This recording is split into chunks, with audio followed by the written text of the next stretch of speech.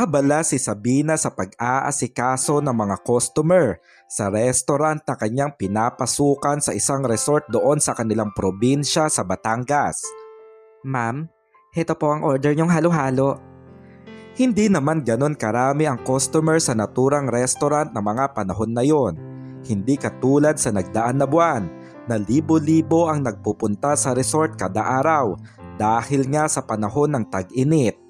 Sa buwan ng Hunyo ay madalang na nga lang ang taong dumarating kaya hindi na rin ganon kabigat ang trabaho ng waitress na si Sabina. Sabina, tama na muna yan. Yung pinsan mo, hinahanap ka. Sambit ng manager ni Sabina na si Andrew. Pinsan? Sinong pinsan?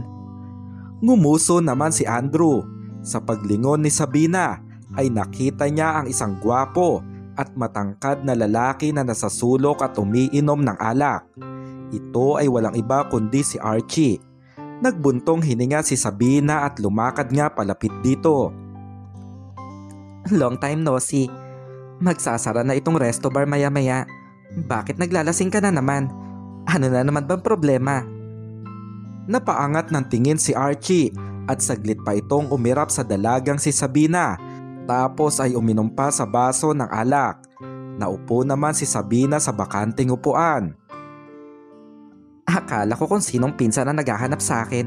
Ikaw lang pala. Nasa 4 na buwan ka rin hindi nagpakita ah. Himala. Ibig sabihin, 4 na buwan kayong hindi nag-away ng asawa mo?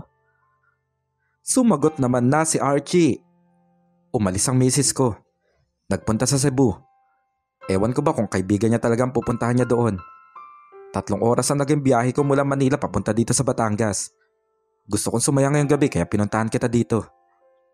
Nagtanong naman ang dalaga. Magkano naman ang bibigay mo sa akin? Sumagot si Archie. Tulad pa rin ng dati. 5,000. Buong gabi na yon. Deal? Saglit pa na nag-isip ang dalaga. Sige, deal. Tamang-tama. Kailangan ng mga kapatid ko ng pera para sa mga school project nila. Napaismid pa si Archie. Para naman totoo na may kapatid ka talagang tinutulungan. Ang sabihin mo, pinambibili mo lang ng mga kaartehan mo ang mga pera na binibigay ko sa iyo. Tumaas ang isang kilay ni Sabina. Bahala ka kung hindi ka maniwala sa mga sinasabi ko. Wala akong pakialam. Napatingin pa si Sabina sa kanyang relo. 10:00 na. Pwede bang umalis na tayo? Sang resort ka nag-i-stay ngayon? Sumagot naman si Archie. Doon pa rin sa resort ng kaibigan ko. Sa Masagana Resort. Nag-iwan ng 1,000 piso si Archie doon sa mesa bilang bayad sa mga ininom niyang alak. Tapos ay tumayo na siya. Inakbayan niya pa si Sabina at lumakad nga sila palabas ng restaurant. Saan ba nakaparada ang kotse mo? Sumagot naman si Archie. Naglakad lang ako papunta dito sa resto bar. Hindi naman ganun kalayo. Saglit pa na napatigil si Sabina. Ano? Maglalakad lang tayo? Hindi pwedeng may makakita sa akin na may kasama akong lalaki na may asawa na. Alam mo ba kung gaano karami ang chismosa dito sa Batangas? Umirap pa si Archie.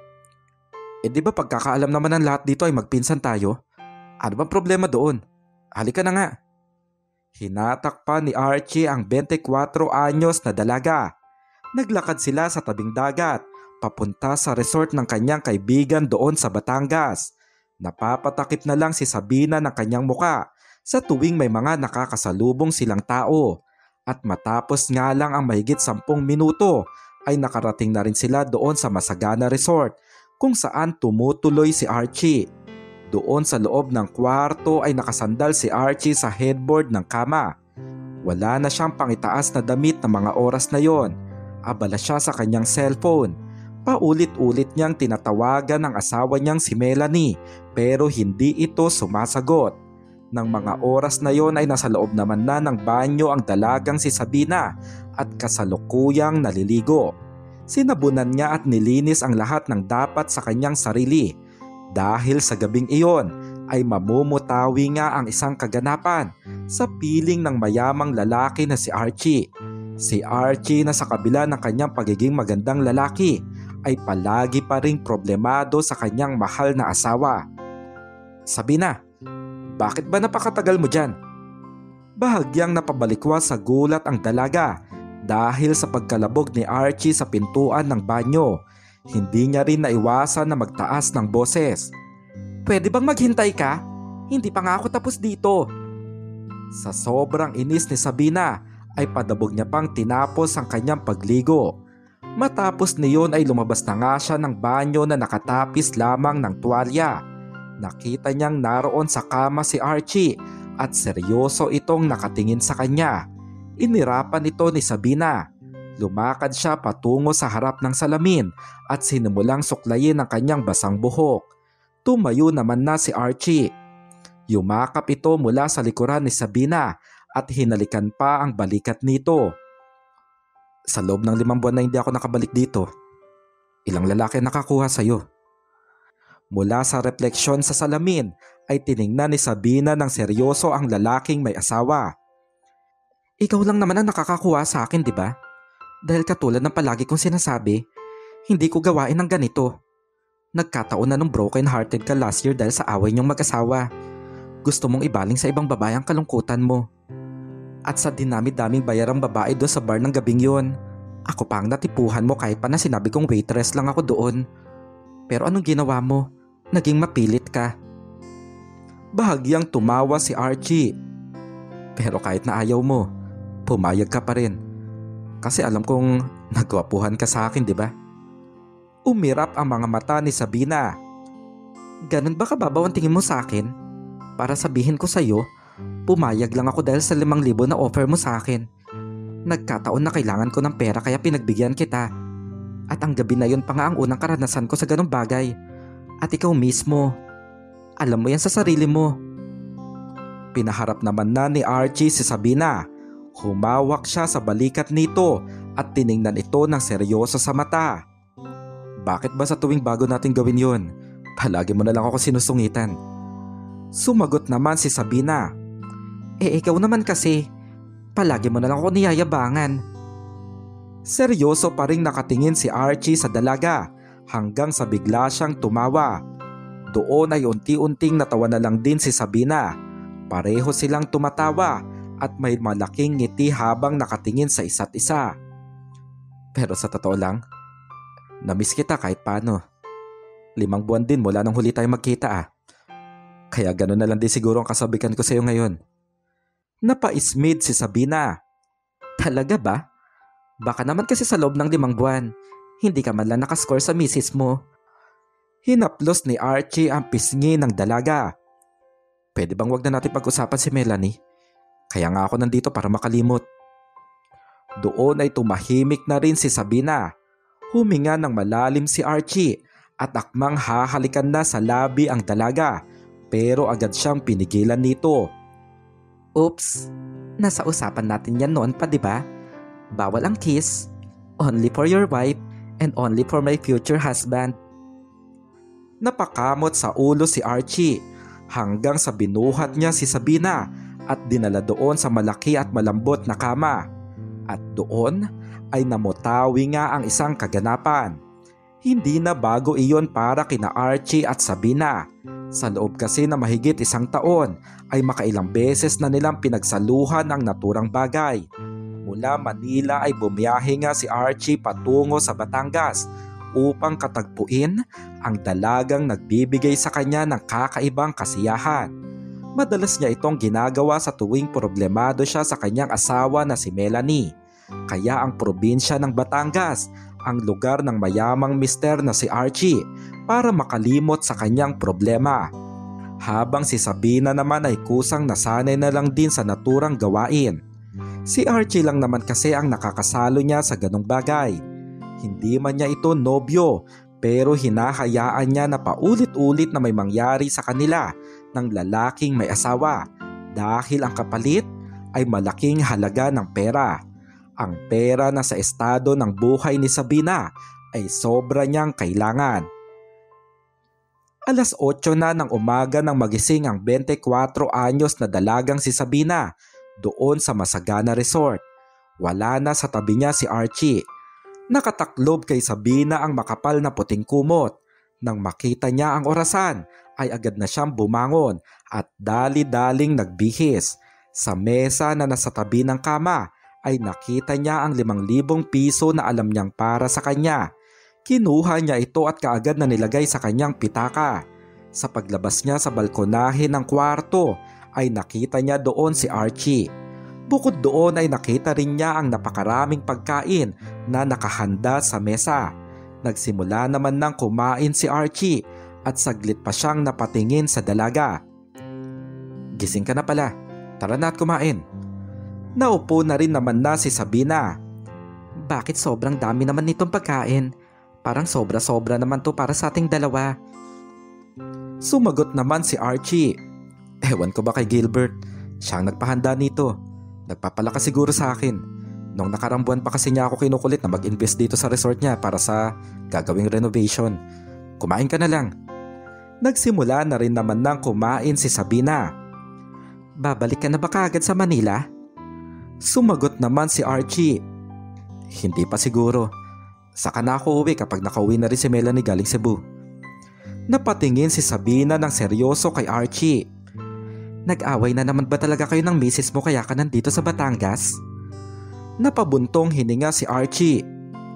Ewan ko ba? Akala ko nga tapos na mga pagtatalo namin. Akala ko tapos na siya sa pagiging buhay dalaga niya. Sa loob ng 5 buwan na hindi ako pumunta dito, naging okay kami. Naging masaya na ulit ang pagsasama namin. Pero nito mga nakarang linggo lang, bumalik na naman siya sa dati. Uuwi ng madaling araw nang hindi ko alam kung saan siya nanggagaling. Kapag tinatanong ko siya, sinasabi niyang galing lang siya sa mga kaibigan niya. Kung minsan, hindi na nga siya tumatabi sa akin sa pagtulog. Nagigising ako na doon siya natulog sa kabilang kwarto. Pakiramdam ko tuloy kung minsan parang wala akong asawa. Sobrang nasasaktan na ako sa ginagawa niya. Sumagot naman si Sabina. Nag-aalala lang ako. Hindi ba kaya ganun ang asawa mo dahil alam na niya ang tungkol sa atin? Baka alam niya na may kinakatagpo ka na dito sa Batangas. Bahagyang tumawa si Archie. Malabo yun. Kasi kahit saan naman ako magpunta, hindi niya nga ako tinatanong. Kahit na anong ginagawa ko, hindi niya nga inaalam. Ramdam na ramdam ko na wala siyang pakialam sa akin. Sa palagay mo, may iba kayang mahal ang asawa ko? Saglit na napaisip si Sabina. Hindi ko alam. Hindi pa naman kami nagkikita ng asawa mo. Napasandal si Archie. Kaya nga gustong gusto ko na magkaanak na kami. Baka sakali kasi na magkaroon ng malaking pagbabago sa pagsasama namin oras na magkaroon kami ng anak ni Melanie. Nagtanong naman si Sabina. Bakit ba kasi hindi nyo pa subukan? Bahagyang tumawa si Archie. Parang malabo. 3 taon na kami kasal ni Melanie. Pero sa loob ng 3 taon, alam mo ba na wala pa ata sa 10 beses na ginawa namin yon? Nalaglag ang panga ni Sabina. Ano? Kung ganun, mas madalas pang may maganap sa ating dalawa kumpara dyan sa misis mo? Matipid na ngumiti si Archie. Parang ganun na nga.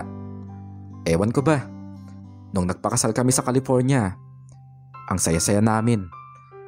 Nang magdesisyon kami tumira dito sa Pilipinas, nagbago ang lahat. Habang tumatagal, lumalalim ang pagmamahal ko sa kanya. Pero kabaliktaran ang pinaparamdam niya sa akin. Sumagot naman si Sabina. Ewan ko ba naman kasi dyan sa asawa mo. Ang swerte na nga niya sa'yo. Gwapo ka. Mabait ka rin naman kahit medyo masungit kung minsan. Tapos mayaman. Kung katulad mo lang ang magiging asawa ko, malamang hindi na ako magtatrabaho. Paniguradong araw-araw lang ako magsha-shopping at magre-relax sa bahay. Babawi na lang siguro ako sa gabi. Kasi sisiguruduhin ko naman na gabi-gabi ko siyang paliligayahin. Parang ang saya ng ganun ano. Wala na akong gagawin sa buhay. Wala na akong poproblemahin. Titihayan na lang ako sa gabi at ibibigay ang pangangailangan ng mayaman kong asawa. Hindi naman naiwasan ni Archie na matawa sa mga sinabi ng dalaga.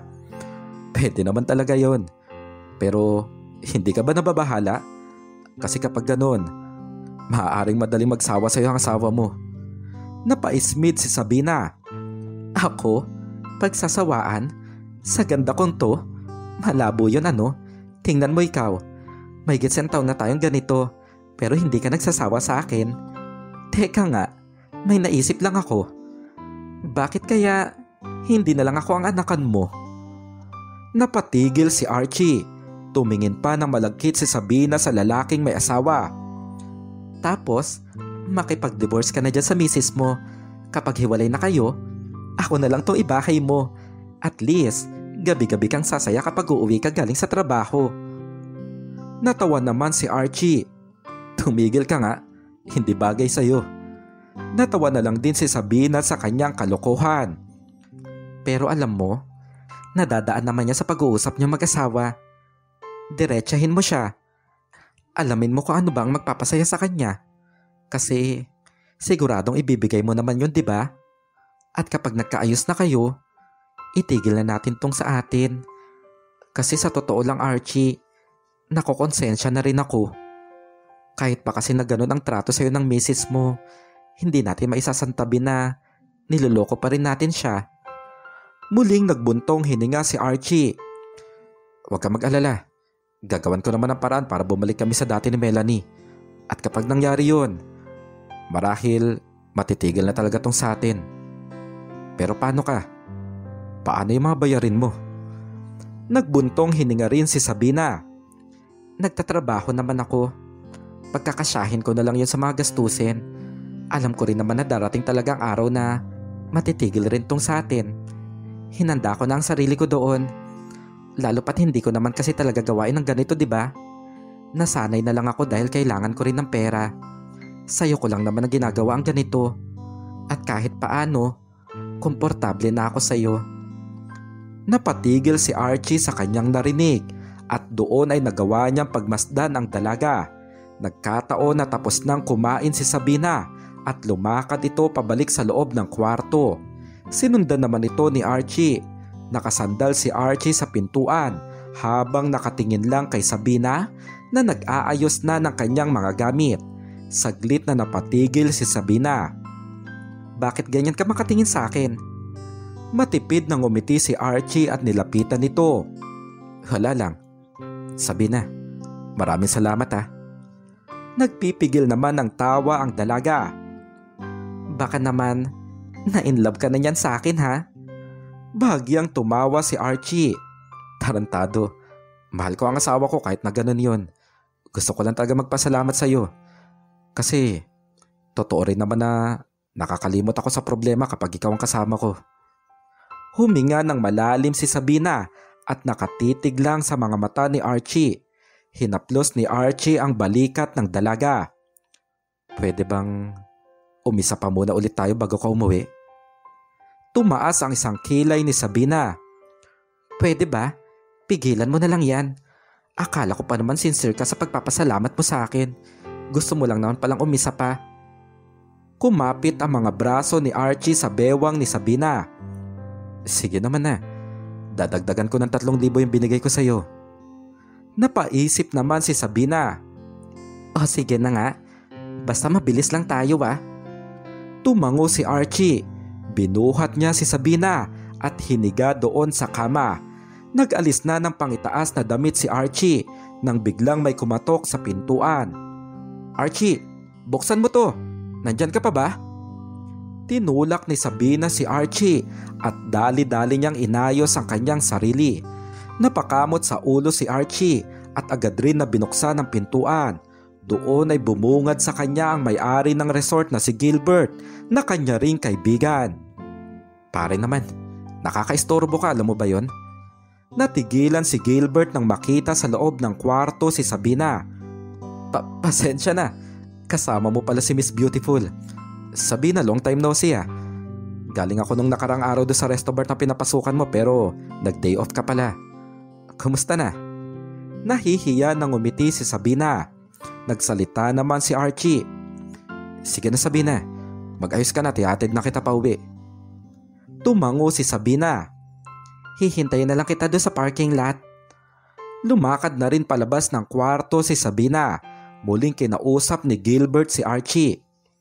Archie, may ibabalita ako sa'yo. Alam mo ba na wala sa Cebu ang asawa mo? Napakunot ang noo ni Archie. Anong sinasabi mo? Umakbay si Gilbert sa kanyang kaibigan. Nasabi sa akin doon sa receptionist, kagabi daw, nakita nilang asawa mo pati na rin ang kaibigan niya si Christine na nag-check-in doon sa kabilang resort. Baka minamanmanan ka na ng misis mo ah. Napaismid si Archie. Malabo ang sinasabi mo. Isa lang ang naisip kong dahilan. Baka nandito siya kasi gusto niya makipagbati sa akin.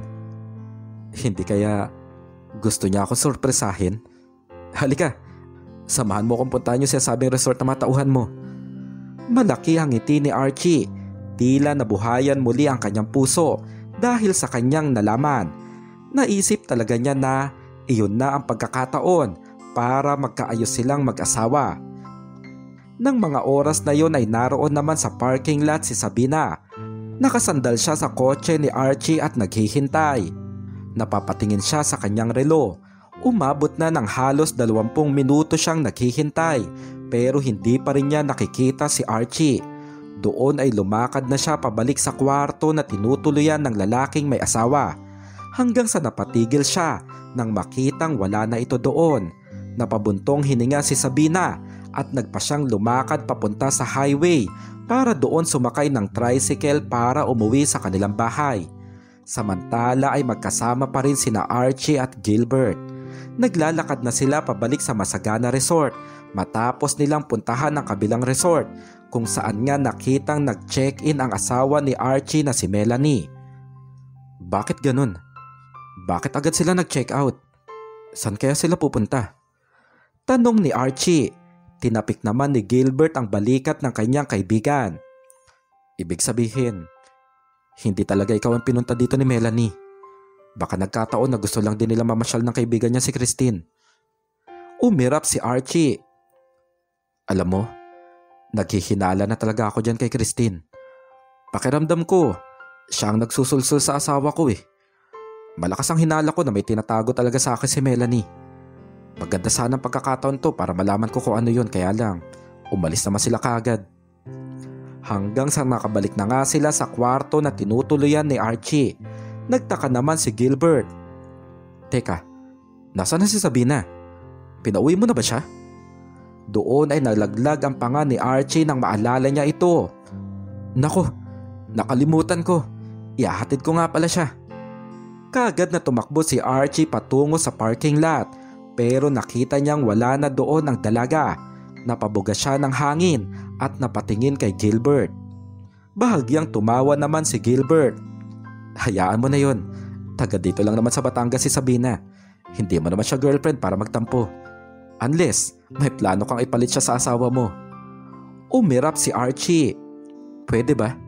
Si Melanie nga na asawa ko, nahirapan ako pagkatiwalaan. Ang babae pa kaya na katulad ni Sabina?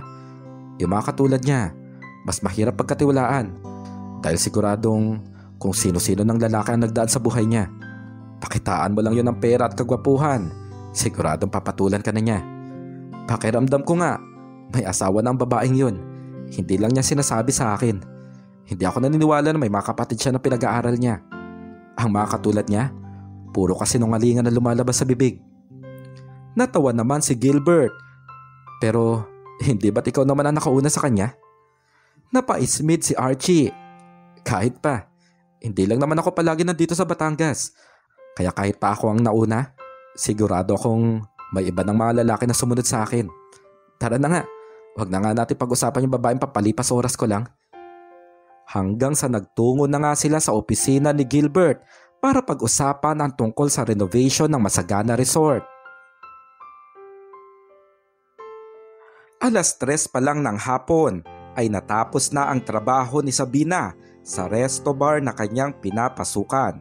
Mula doon sa resort ay lumakad na nga siya papunta sa highway para umuwi na sa kanilang bahay. Hanggang sa isang kotse ang huminto sa kanyang daraanan. Bumaba doon ang isang gwapo at mayamang lalaki. Ito ay walang iba kundi si Archie. Archie, anong ginagawa mo dito? Makikita ang pangungusap sa mga mata ni Archie. Sabina, kailangan kita ngayon. Nalaglag ang panga ni Sabina at napatingin siya sa kanyang relo. Teka lang, alas 3 pa lang ng hapon. Parang sobrang aga naman yata. Grabe naman yung pagiging mahilig mo. At saka katatapos lang natin na nakarang araw, di ba? Napabuga ng hangin si Archie. Hindi yun ang ibig kong sabihin. Ang dumi naman ng isip mo. Napakamot sa ulo si Sabina. Sorry, ano ba kasing kailangan mo sa akin? Kagad naman nang hinatak ni Archie si Sabina sa braso pasakay sa kotse. Saka ko na ipapaliwanag sa'yo. Halika na't baka hindi natin sila maabutan. Doon ay wala na ngang nagawa si Sabina kundi ang sumama sa lalaking may asawa. Nasa 10 minuto rin ang kanilang naging biyahe hanggang sa nakarating sila sa isa pang resort. Teka lang Archie, anong ginagawa natin dito sa Villa Estrada? Hindi tayo pwedeng makapag-check-in dito. Hindi sila tumatanggap ng lalaking guest.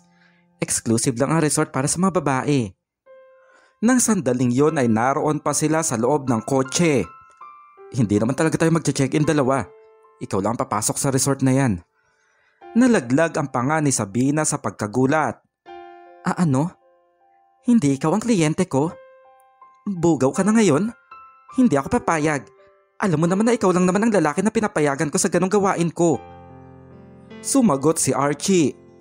Pwede ba kalimutan mo muna ang tungkol doon? Walang ibang kliyente na naghihintay sa'yo sa loob ng resort na yan. May gusto lang ako ipamanman sa'yo. Nandiyan sa loob ang asawa ko si Melanie. Gusto kong alamin mo kung anong ginagawa niya dyan.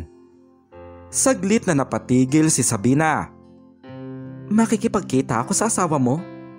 Archie, ayokong pumasok sa malaking eskandalo. Oras na kumalat itong tungkol sa atin. Ano pang iaharap ko sa ibang tao? Napabuga ng hangin si Archie. Bakit? Sasabihin mo ba sa misis ko ang tungkol sa atin? Hindi naman, di ba? Siyempre hindi mo sasabihin na magkakilala tayo. Gusto ko lang talaga malaman kung bakit nandiyan sila ng kaibigan niya si Christine. Alam kong exclusive lang para sa mga babaeng resort na yan. Pero napag-alaman ko na may mga malalaking tao na nakakapasok pa rin dyan kahit pa na mga lalaki sila.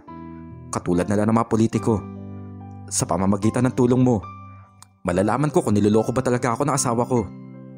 Nakita ni Sabina ang matinding pakikiusap sa mga mata ni Archie. Nakaramdam siya ng awa para dito. Alam din naman kasi niya kung gaano nito kamahal si Melanie. Alam ni Sabina na sa tuwing naroon sa Batangas si Archie ay mabigat ang kalooban nito dahil sa misis nito na tila walang pagmamahal para sa kanya. Sa huli ay pumayag si Sabina sa pakiusap ni Archie. Doon sa Villa Estrada ay mag-isa ngang nag-check-in ang 24 anyos na dalaga. Doon sa balkonahe ng kwarto na nakuha ni Sabina ay hawak niya ang litrato ng asawa ni Archie na si Melanie. Panaymasid siya sa mga babaeng dumadaan at nagbabaka sakali na baka makita na nga niya ang babaeng asawa na kanyang mamanmanan. Nandito kaya talaga ang asawa niya? Ay naku Archie, ang hirap naman itong pinapagawa mo sa akin. Bulong pa ni Sabina habang patuloy na nagmamasid hanggang sa tumunog ang kanyang cellphone. Nakita niyang tumatawag si Archie at kaagad rin niyang sinagot ang tawag nito. Sabina, anong balita? Nakita mo na ba dyan si Melanie? Sumagot naman si Sabina. Hindi pa. Medyo marami pala ang guest ngayong araw. Hanggang sa napadaan banda sa harapan ni Sabina ang dalawang magandang babae na nakasuot ng bikini. Saglit na napatigil si Sabina nang makita niya ang mga ito. Muli siyang tumitig sa litrato na binigay ni Archie at napagtanto niya na tila si Melanie na nga ang babae na kanyang nakita. Archie, matangkad na babae ba si Melanie? Tapos, kulay pula ang buhok niya? Sumagot si Archie mula sa kabilang linya. Oo, kulay pula nga ang buhok niya. Nakita mo na ba siya? Muli pang nagtanong si Sabina. Tapos yung kaibigan niya si Christine, morena tapos medyo curly ang buhok. Tama ba? Sinang-ayunan nito ni Archie. Oo, si Christine nga ang tinutukoy mo. Muling napatingin sa dalawang babae si Sabina. Nakatayo lang ang mga ito sa harapan ng isang malaking swimming pool at tila masayang nagkikwentuhan. Nakita ko na sila. Nandito sila banda sa harapan ng room ko. Teka, heto na. Lalakad na sila paalis. Nag-utos naman si Archie. Sundan mo sila. Kailangan mo malaman kung saan dyan ang kwarto nila. Pero huwag kang magpapalata na nagmamanman ka. Sumunod naman kaagad si Sabina. Sige, susundan ko sila. Tatawagan kita mamaya. Binulsa na kaagad ni Sabina ang kanyang cellphone. Lalakad na sana siya para sundan si Melanie, pero sinalubong siya ng 2 waiter na may mga dalang pagkain. Teka, mali yata kayo ng room ng pagdadala ng pagkain. Hindi naman ako umorder. Sumagot naman ang isa sa mga waiter. Ma'am, para sa inyo po talaga to. Kasama po talaga ang 3 meals per day sa mga binabayaran ng mga guests. Napatigil si Sabina sa kanyang narinig. Seryoso ba kayo? Para sa akin talaga yan? Kasama ang food sa binayaran? Magkano bang isang araw na accommodation dito? Sumagot muli ang waiter. 15,000 pesos po ang 24-hour stay dito. Nanlaki ang mga mata ni Sabina sa pagkagulat. Grabe naman. Parang sahod ko na yun sa 2 buwan na. Kung sa bagay, mayaman naman kasi talaga si Archie. Siguradong barya lang sa kanyang 15,000. Napatigil si Sabina nang makitang nakatingin sa kanya ang 2 waiter. Ang ibig ko sabihin, mayaman kasi ang sponsor ko. Tama, may sponsor ako kasi artista talaga ako. Pwede bang pakilagay nila dyan sa mesa yung mga pagkain? May susundan lang akong tao. Tumango ang 2 waiter hanggang sa dumaan pa mismo sa harapan ni Sabina ang isang buong lechon manok. Naamoy niya ang masarap na halimuyak nito. Sinundan niya pa ito ng tingin hanggang sa mailapag nga ito sa mesa na naroon sa balkonahe. Tila ba hindi na magawang alisin ni Sabina ang mga mata niya sa mga masasarap na pagkain na nakahain. 8:00 ng gabi ay naroon naman na si Archie sa isang restaurant malapit sa Villa Estrada kung saan nga nakitang nag-check-in ang misis niyang si Melanie. Nang sandaling yon ay hinihintay na niya ang dalagang si Sabina. Hanggang sa nakita na nga niya itong dumating doon. Archie, nandito ka na pala. Kanina ka pa ba? Nakasimangot naman ang lalaking may asawa. Kanina pa ako tumatawag sa'yo pero hindi ka sumasagot. Ano na bang nangyari sa pinapagawa ko sa'yo? Sumagot naman si Sabina. Teka lang naman, ang sungit mo naman kaagad. Hindi pa nga ako nakakaupo. Nang makaupo si Sabina ay muli nang nagtanong si Archie. So ano nga ang nangyari? Nasundan mo ba ang asawa ko? Tila hindi naman alam ni Sabina ang kanyang isasagot. Siyempre naman, ako pa ba? Nagtanong pa si Archie. Kung ganun, saan ang room nila? May kasama ba silang lalaki ni Christine? Doon ay hindi na makasagot ang dalaga. Ano kasi, kumain sila ng lechon manok. Tama, yun nga ang ginawa nila. Ang sarap pa nga ng pagkain, lalo na yung bulalo. Napakunot ang noo ni Archie. Teka nga lang, naguguluhan ako sa kwento mo eh. Ano ba talagang nalaman mo? Napakamot sa ulo si Sabina at halatang problemado. Archie, I'm sorry. Hindi ko talaga nasundan ang asawa mo. Yung mga waiter ang may kasalanan eh. Bigla na lang kasi sila nagdala ng pagkain doon sa room na kinuha mo para sa akin. Natakam ako doon sa mga pagkain na dinala nila. Kasama naman pala kasi yun sa binayaran kaya kumain na muna ako. Napairap si Archie. Ano ba naman Sabina? Dahil lang sa pagkain nakalimutan mo yung pinapagawa ko sa'yo? Buong araw ka niyan dyan sa loob ng resort. Ibig sabihin buong araw ka lang din na kumain? Sumagot si Sabina. Hindi naman. Nung natapos akong kumain, naglibot-libot na ako sa resort para makita si Melanie. Napatingin si Archie ng seryoso sa dalaga. Nakita mo ba siya? Napakagat sa labi si Sabina. Hindi. Bigla ko kasi nakita yung jacuzzi na umuusok. Sinubukan ko magbabad saglit doon. Pero sobrang nakaka-relax kaya nagtagal ako doon sa jacuzzi. Ang sarap kasi ng maligamgam na tubig. Napasandal si Archie at napabuntong hininga.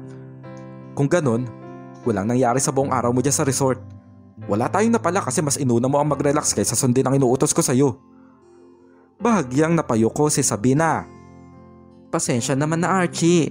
Hayaan mo, babawi ako bukas. Pangako susundan ko na talaga ang misis mo.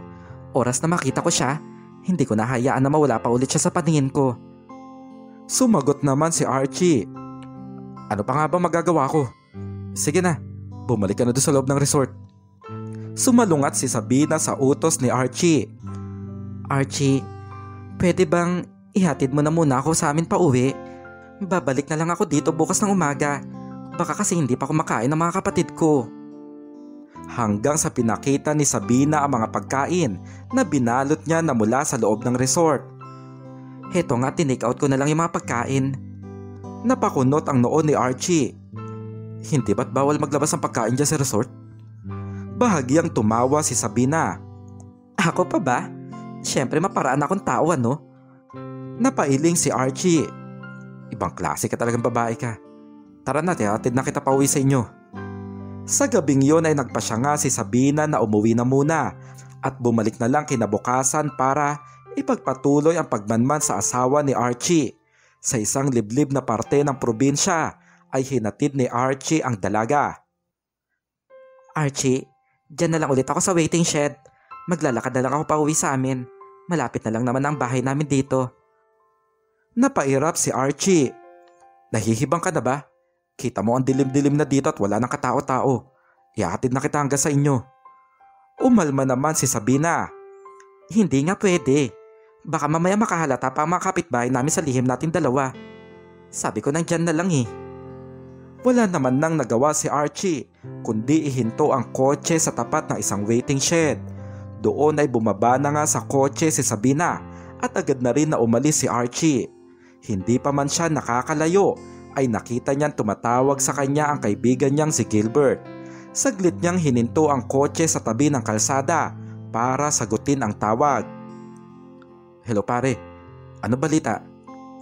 Habang kausap ni Archie si Gilbert sa cellphone ay napatingin siya sa side mirror ng kanyang sasakyan. Doon ay nakita niya ang pagdating ng isang matangkad na lalaki na sakay ng motorsiklo. Huminto ito sa harapan ng waiting shed kung nasaan si Sabina. Mag-usap na lang tayo mamaya pare. Sandali lang, may nakikita ako. Binaba pa ni Archie ang bintana ng kotse. Doon ay nakita niya na saglit pang nag-usap sina Sabina, pati na rin ang lalaking nakamotorsiklo. Makikita ang tawanan nilang pareho hanggang sa umangkas na nga si Sabina sa motorsiklo. Bahagya pa itong yumakap sa nagmamaneho. Bago pa sila umalis ay makailang beses pang pinisil ni Sabina ang pisngi ng lalaki na halatang nakikipagkulitan dito. Hanggang sa umalis na nga ang mga ito. Napaismid naman si Archie sa loob ng kotse.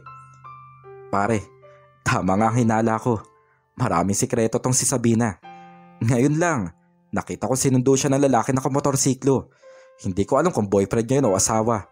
O di naman kaya, baka iba niyang kliyente na pinik up siya ngayong gabi. Hindi naman na nagulat si Archie sa kanyang nakita. Naniniwala din naman kasi siya na ang babaeng bayaran na katulad ni Sabina ay marami talagang tinatagong lihim. Kahit pa nga na siya ang nakauna dito na mahigit 1 taon na ang nakalipas, hindi pa rin siya naniniwala na hindi ito nagkaroon ng ibang kliyente. Alam ni Archie sa kanyang sarili na tuluyan ng kinarir ni Sabina ang pagiging isang bayarang babae. Excuse me lang po. Makikiran po ako. Sambit ni Sabina habang nakikipagsiksikan sa maraming tao doon sa Villa Estrada. Nang araw na yon ay bumalik na nga sa naturang resort si Sabina para ipagpatuloy ang pagmanman sa asawa ni Archie na si Melanie. 4:00 ng hapon na yon. Malakas ang buhos ng ulan kaya halos walang naliligo sa dagat pati na rin sa swimming pool na nasa loob ng resort. Nang sandaling yon ay isang banda ang tumutugtog sa pavilion. Doon nakita ni Sabina si Melanie pati na rin ang kaibigan nito na si Christine. Kaya gumawa siya ng paraan para mas makalapit dito. Nang makalapit dito si Sabina ay kinuhanan niya pa ng litrato ang mga ito. Napatigil si Sabina nang mapansin niyang napatingin sa kanya si Christine. OMG, nahuli yata ako. Anong gagawin ko nito? Bumulong si Christine kay Melanie hanggang sa lumingon na rin si Melanie kay Sabina. Doon ay lalong tumindi ang kaba na nararamdaman ng dalaga. Ilang saglit pa ay nakita niya ang mga ito na lumakad na nga patungo sa kanyang direksyon. Hindi alam ni Sabina ang kanyang gagawin. Agad siyang nagmadali na lumakad paalis doon sa pavilion. Nang makaalis siya doon sa maraming tao ay nakita niyang palapit na rin sa kanya sina Christine at Melanie. Paano ito? Anong gagawin ko? Sa sobrang pagkataranta ni Sabina ay nawala sa isipan niya na nasa harapan na pala siya ng isang swimming pool. Doon ay nahulog nga ang dalaga. Dahil nga sa malakas na buhos ng ulan at malamig na panahon ay nahirapang makaahon si Sabina. Naramdaman na lang niya na may isang tao na tumalon rin sa swimming pool para sagipin siya. Nang makaahon silang pareho ay makikita ang matinding hingal ng dalaga. Miss, ayos ka lang ba? Gusto mo bang dalhin ka namin sa ospital? Tanong pa ng tao na sumagip kay Sabina. Umiling naman ang dalaga. Hindi na, ayos lang ako. Napayakap pa si Sabina sa kanyang mga tuhod. Maraming salamat pala sa pagsagip sa akin. Hindi na naituloy ni Sabina ang kanyang sasabihin. Sa paglingon niya kasi ay bumungad sa kanya ang babaeng sumagip sa kanyang buhay.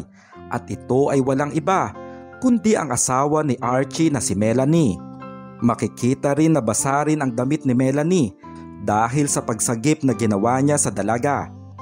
Miss, sigurado ka bang ayos ka lang talaga? Nakatayo naman sa likuran nito si Christine. Melanie, nilalamig siya. Miss, ang mabuti pa, aalalayan ka na namin sa room mo para makapagbihis ka na. Tumango si Sabina hanggang sa inalalayan nga siya ni Melanie at Christine patungo sa kwarto niya doon sa resort. Matindi pa rin ang panlalamig na nararamdaman ni Sabina. Binalot na lamang muna ni Melanie kay Sabina ang isang tuwalya hanggang sa magtanong si Christine. Miss, nasan ba ang mga gamit mo? Hindi naman alam ni Sabina ang kanyang isasagot. Napatingin siya sa magkaibigan at halatang naghihintay ng sagot ang mga ito. Ano kasi? Wala kasi talaga akong dalang gamit. Napakunot ang noo ni Christine. Nagbakasyon ka nang walang dalang kahit na isang damit? Napayuko ang dalaga at umiling. Kaagad siyang nag-isip ng idadahilan. Ano kasi, biglaan ang pagpunta ko dito. Tama, nilibre lang ako ng isang kaibigan. Taga dito lang din naman kasi ako sa Batangas at malapit lang dito ang bahay namin. Muli pang nagtanong si Christine. Kung ganon, nasaan ang kaibigan mo? Sumagot si Sabina. Hindi ko siya kasama. Bigla kasi siyang may importanteng gagawin. Napabuntong hininga si Christine. Ang mabuti pa, papahiramin na lang muna kita ng damit ko. Babalik lang ako saglit sa kwarto namin. Kaagad rin na lumakad si Christine. Doon sa naturang kwarto ay naiwan na nga lang si Sabina at ang misis ni Archie na si Melanie. Napatigil si Sabina nang hawakan ni Melanie ang kanyang dalawang kamay. Ayos ka lang ba? Ano nga pala ang pangalan mo? Napatingin si Sabina sa mga mata ni Melanie. Ako pala si Sabina. Ngumiti si Melanie. Ako naman si Melanie. Yung kasama ko naman, siya si Christine. Masaya ako makilala ka, Sabina. Hindi makapaniwala si Sabina na ang asawa ng lalaking nakakasalo niya sa kakaibang bagay ay nagpapakita sa kanya ngayon ng kabaitan. Tulala siya habang nakatitig sa malaanghel na kagandahan ni Melanie. Kung ano-ano pa ang sinasabi ng kanyang isipan. Napakaganda pala ng asawa ni Archie. Tapos sobrang bait pa. Paano kaya kung nalaman niya ang tungkol sa gawain namin ng mister niya? Sasabunutan kaya ako nito o sasampalin katulad naman sa pelikula? Bumalik lang sa ulirat si Sabina nang muling magtanong si Melanie. Bakit pala nagmamadali ka kanina? Nahulog ka tuloy sa swimming pool. Tila biglang kinabahan ang dalaga. Nakita ko kasi napalapit kayo sa akin. Bahagyang tumawa si Melanie. Akala mo siguro, magagalit ako kasi nahuli kitang kinukuhanan ako ng litrato ano? Nalaglag ang panga ni Sabina. Alam mo na kinukuhanan kita ng litrato? Tumango na nakangiti si Melanie. Alam ko, pero hindi naman nabago sa akin yon. Ilang beses ko nang naranasan na may mga tao na palihim akong kinukuhanan ng litrato. Doon ay unti-unti na ring napangiti si Sabina. Kung sa bagay, napakaganda mo naman kasi, para kang isang artista. Natawa na napapailing si Melanie. Huwag mo nga sabihin yan, kasi kung tutuusin, maganda ka rin naman. Alam mo yung mga ganyan na datingan na katulad ng sayo? Ganyan ang alam kong gusto at tipo ng asawa ko. Simple pero mukhang masayahin. Napalunok ng laway si Sabina at nakita sa mga mata niya ang matinding kaba. Hindi ako gusto ng asawa mo. Hindi mo dapat sinasabi yan, Melanie. Bahagyang tumawa si Melanie. Ano bang sinasabi mo dyan? Sakto naman at bumalik na si Christine. Doon ay pinahiram nga nila si Sabina ng damit na masusuot. Nang lumabas mula sa banyo si Sabina, ay nakita niyang naroon pa rin ang magkaibigan. Melanie, Christine, maraming salamat dito sa damit na pinahiram niyo sa akin. Hayaan niyo, ibabalik ko to kaagad bukas ng umaga. Tumango naman si Melanie. Sabina, may napag-usapan kami ni Christine. Nasabi mo kasi na nag-iisa ka lang na nagbabakasyon dito sa Villa Estrada. Gusto ka sana naming imbitahan. Mag-relax tayo sa jacuzzi mamaya para naman mas makilala ka namin. Natulala si Sabina sa paanyaya ni Melanie. Hindi niya nagawang tumanggi sa mga ito. Pero hindi niya naiwasan ang kabahan. Nang mag-isa na lang siya doon sa kwarto ay napaisip siya. Bakit ba sobrang bait niya sa akin? Tapos, inimbitahan niya pa ako na sumama sa kanila sa jacuzzi. Teka, hindi kaya may masama silang plano sa akin? Baka alam na ng Melanie na yun ang tungkol sa amin ni Archie. Hindi naiwasan ni Sabina ang mangamba para sa kanyang seguridad. Maraming kung ano-anong hinala ang tumakbo sa kanyang isipan. Kagad naman niya itong isinangguni kay Archie. Archie, natatakot ako. Paano kung alam na ng asawa mo yung sa gawain natin? Baka kung anong gawin niya sa akin habang kasama ko sila ng kaibigan niya. Hindi naiwasan ni Archie na makapagtaas ng boses. Hindi ganong klase ng tao si Melanie. Mabait ang asawa ko. Sabi na sige naman na. Nandyan ka na eh. Ito na ang pinakamagandang pagkakataon para malaman natin kung niloloko ba talaga ako ng asawa ko. Nakuha naman ni Sabina ang punto ng lalaking asawa. Kaya sa huli ay pumayag rin siya sa kagustuhan nito. Kinagabihan ay naglakas loob nga ang dalaga na tanggapin ang paanyaya ni Melanie. Sa isang private jacuzzi doon sa Villa Estrada ay nakisalo nga siya sa dalawang babaeng magkaibigan.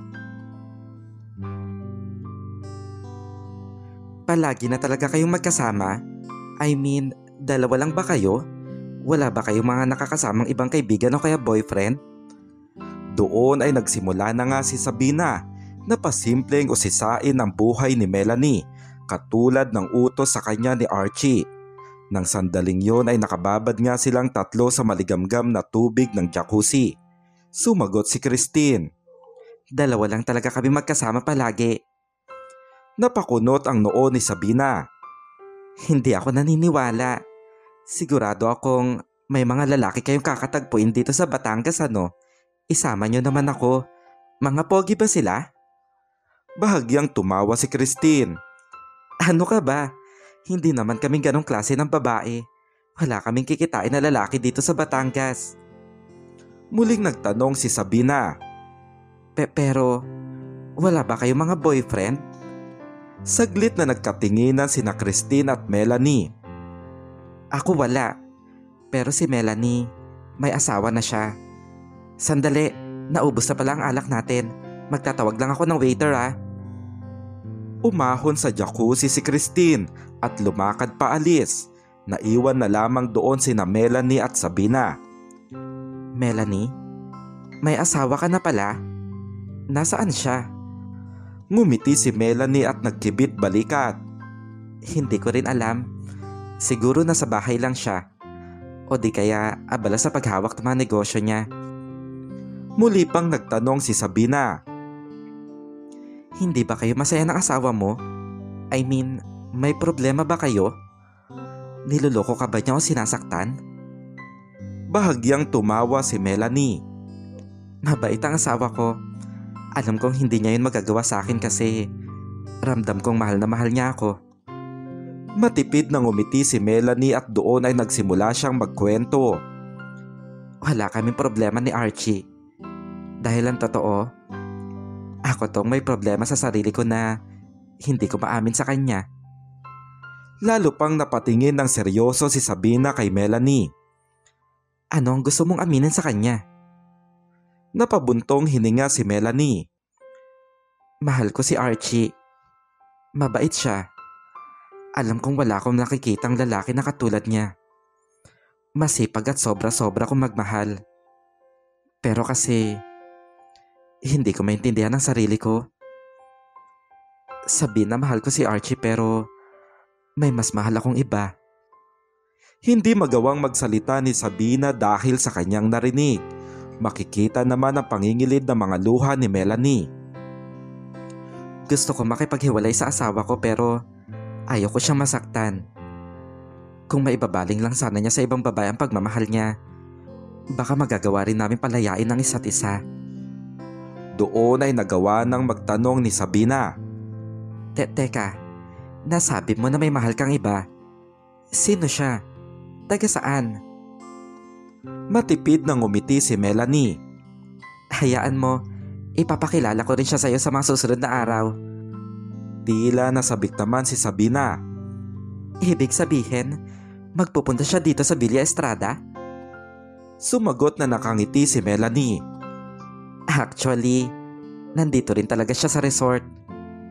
Sa mga narinig na Sabina, ay alam niyang nagawa na niya ng maayos ang inuutos sa kanya ni Archie.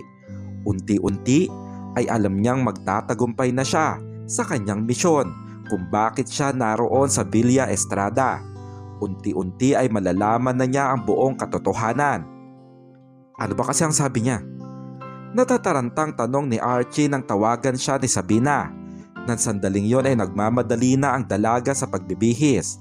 Muli niyang sinuot ang damit na pinahiram sa kanya ni Christine. Basta, malakas ang kutob ko na malapit ko nang makilala ang kabit ng misis mo. Baka pupunta yun dito ngayong gabi sa resort. Natigilan si Archie. Ibig sabihin, may ibang lalaki talaga ang asawa ko? Napabuntong hininga si Sabina. Parang ganun na nga. Nasabi niya pa nga sa akin na ipapakilala niya sa akin yun sa mga susunod na araw. Pero hindi ko naantingin pa yun. Aalamin ko na kagad kung sino ang lalaking kakatagpuin niya dito sa Batangas.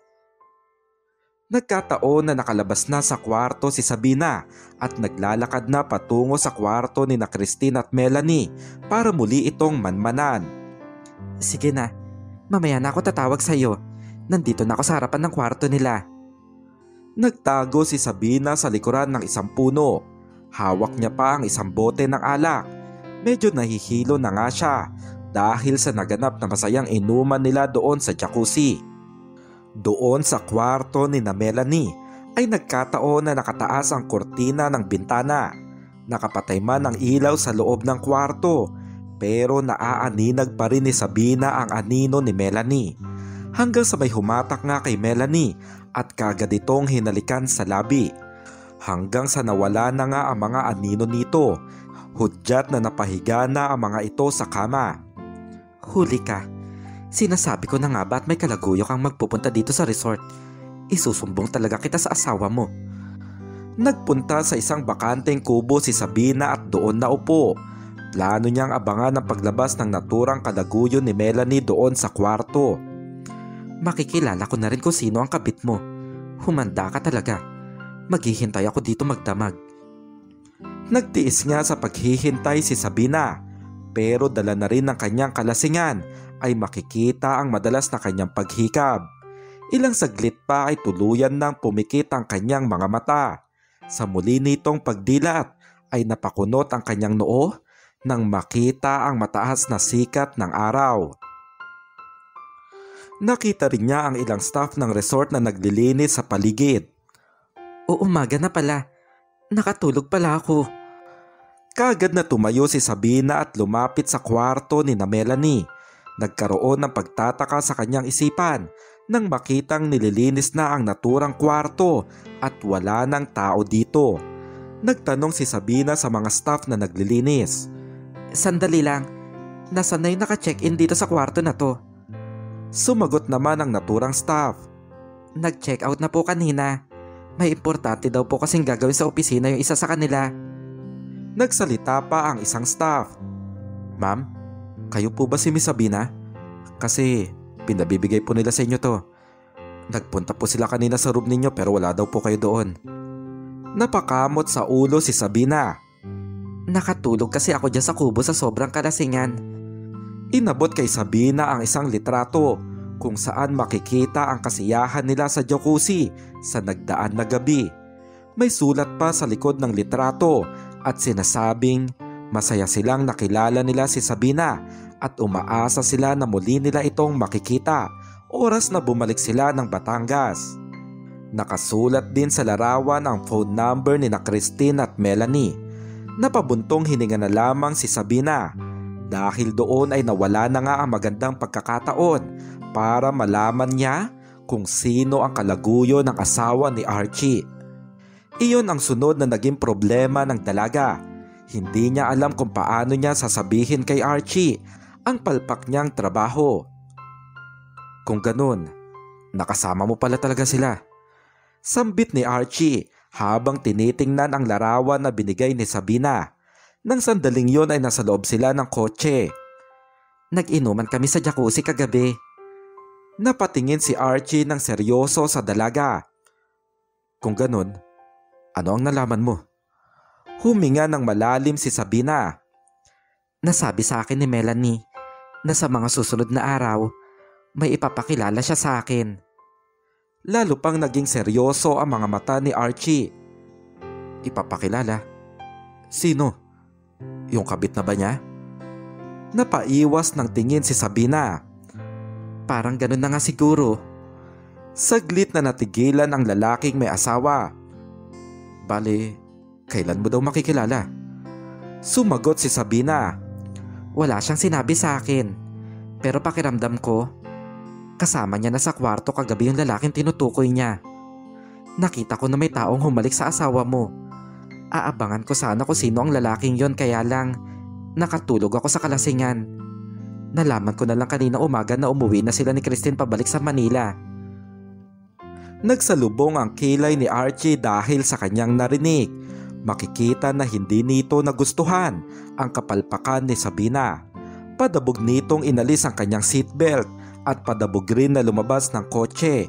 Sinundan rin kaagad ito ni Sabina. Archie, sandali lang. Naging kaibigan ko naman na sila.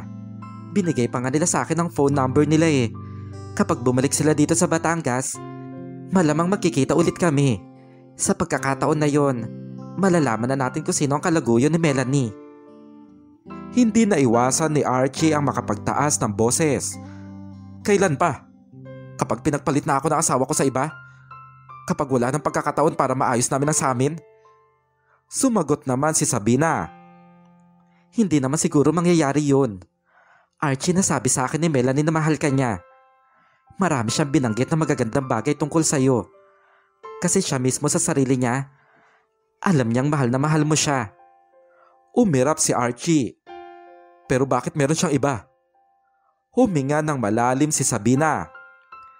Ang mabuti pa kausapin mo siya. Sumagot si Archie. Hindi nga ganun kadali. Kaya nga nakiusap ako sa'yo, di ba? Ang simple-simple na nga lang na pinapagawa ko sa'yo, hindi mo pa nagawa. Hindi ko maintindihan. Bakit ganun? Masaya naman kami nung una. Pero ramdam ko na mas masaya na siya ngayon sa iba. Doon ay nakaramdam naman muli ng awa si Sabina kay Archie. Lumapit pa siya dito at humawak sa braso nito. Napapaisip siya kung dapat ba niyang sabihin ang nalaman niya na may ibang mas mahal ang asawa nitong si Melanie. Archie, kapag nalaman mo may iba bang mahal si Melanie kaysa sayo, ipaglalaban mo pa rin ba siya?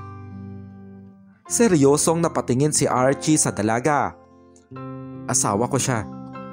Natural lang na ipaglaban ko kung anong meron kami. Napayuko si Sabina. Pero Archie, paano kung si Melanie na mismo ang sumuko? Paano kung ipaglaban niya rin sa'yo ang pagmamahal niya para sa iba? Archie, may mga bagay na kailangan mong tanggapin. Mga bagay na kailangan mong maintindihan. Mga bagay na gusto natin pero hindi naman talaga para sa atin. Hinawi ni Archie ang kamay ni Sabina. Bahagya namang napaatras ang dalaga. Ano sinasabi mo? Sa'yo talaga nang galing yan? Ano? Pinapahiyuan mo ko na sumuko? Sumagot si Sabina. Archie, hindi sa ganon. Naisip ko lang na baka nagsasayang ka lang ng panahon at pagod para kay Melanie.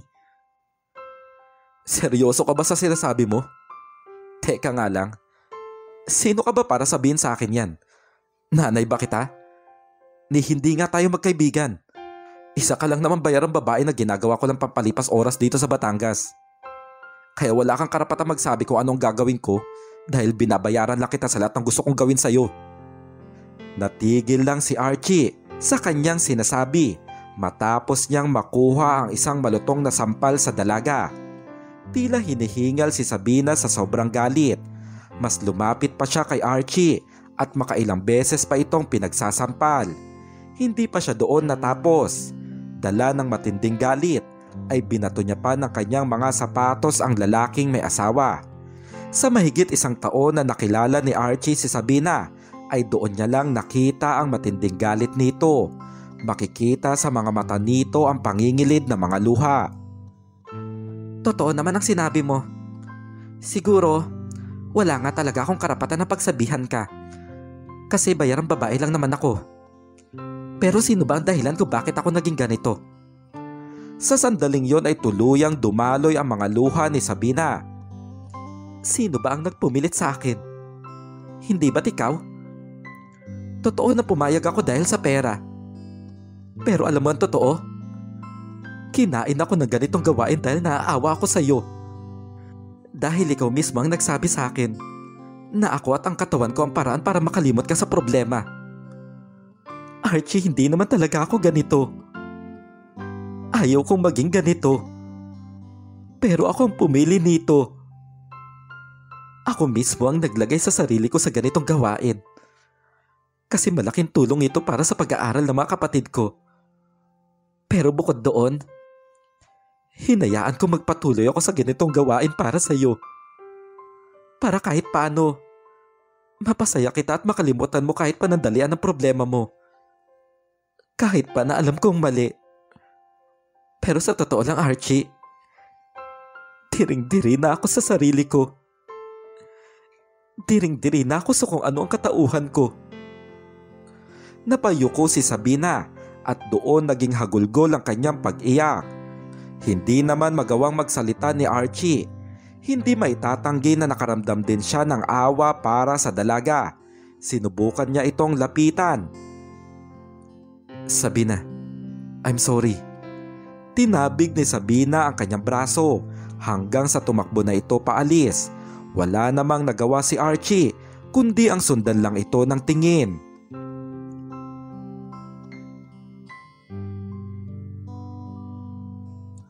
Archie, buksan mo nga tong pinto. Ano bang nangyayari sa'yo dyan? Isang umaga ay hindi na nga napigilan ni Gilbert na katukin si Archie doon sa kwarto na tinutuluyan nito sa Masagana Resort. Ilang saglit pa ay bumukas ang pintuan ng kwarto at bumungad nga sa kanya si Archie na wala pang pangitaas na damit. Archie, ayos ka lang ba? Ano ba nangyayari sa'yo? Nasabi sa akin ng mga staff na 2 araw ka na nagkukulong dito sa kwarto. Tumawag sa akin kanina si Melanie. Tinatanong ka. Hindi ka daw sumasagot sa mga tawag niya. Hindi ba't yun ang hinihintay mo? Ang hanapin ka ng asawa mo? Isang malalim na buntong hininga ang pinakawalan ni Archie. Napapagod na ako sa kanya, pare. Deserve ko ba talaga na ganito? Ang palagi na lang maghabol sa asawa ko. Lumakad palabas ng kwarto si Archie. Nagsindi siya ng sigarilyo habang nakatingin sa kawalat. Hindi kaya panahon na talaga para tanggapin ko ang totoo? Ang totoo na wala na talaga siya pagmamahal sa akin.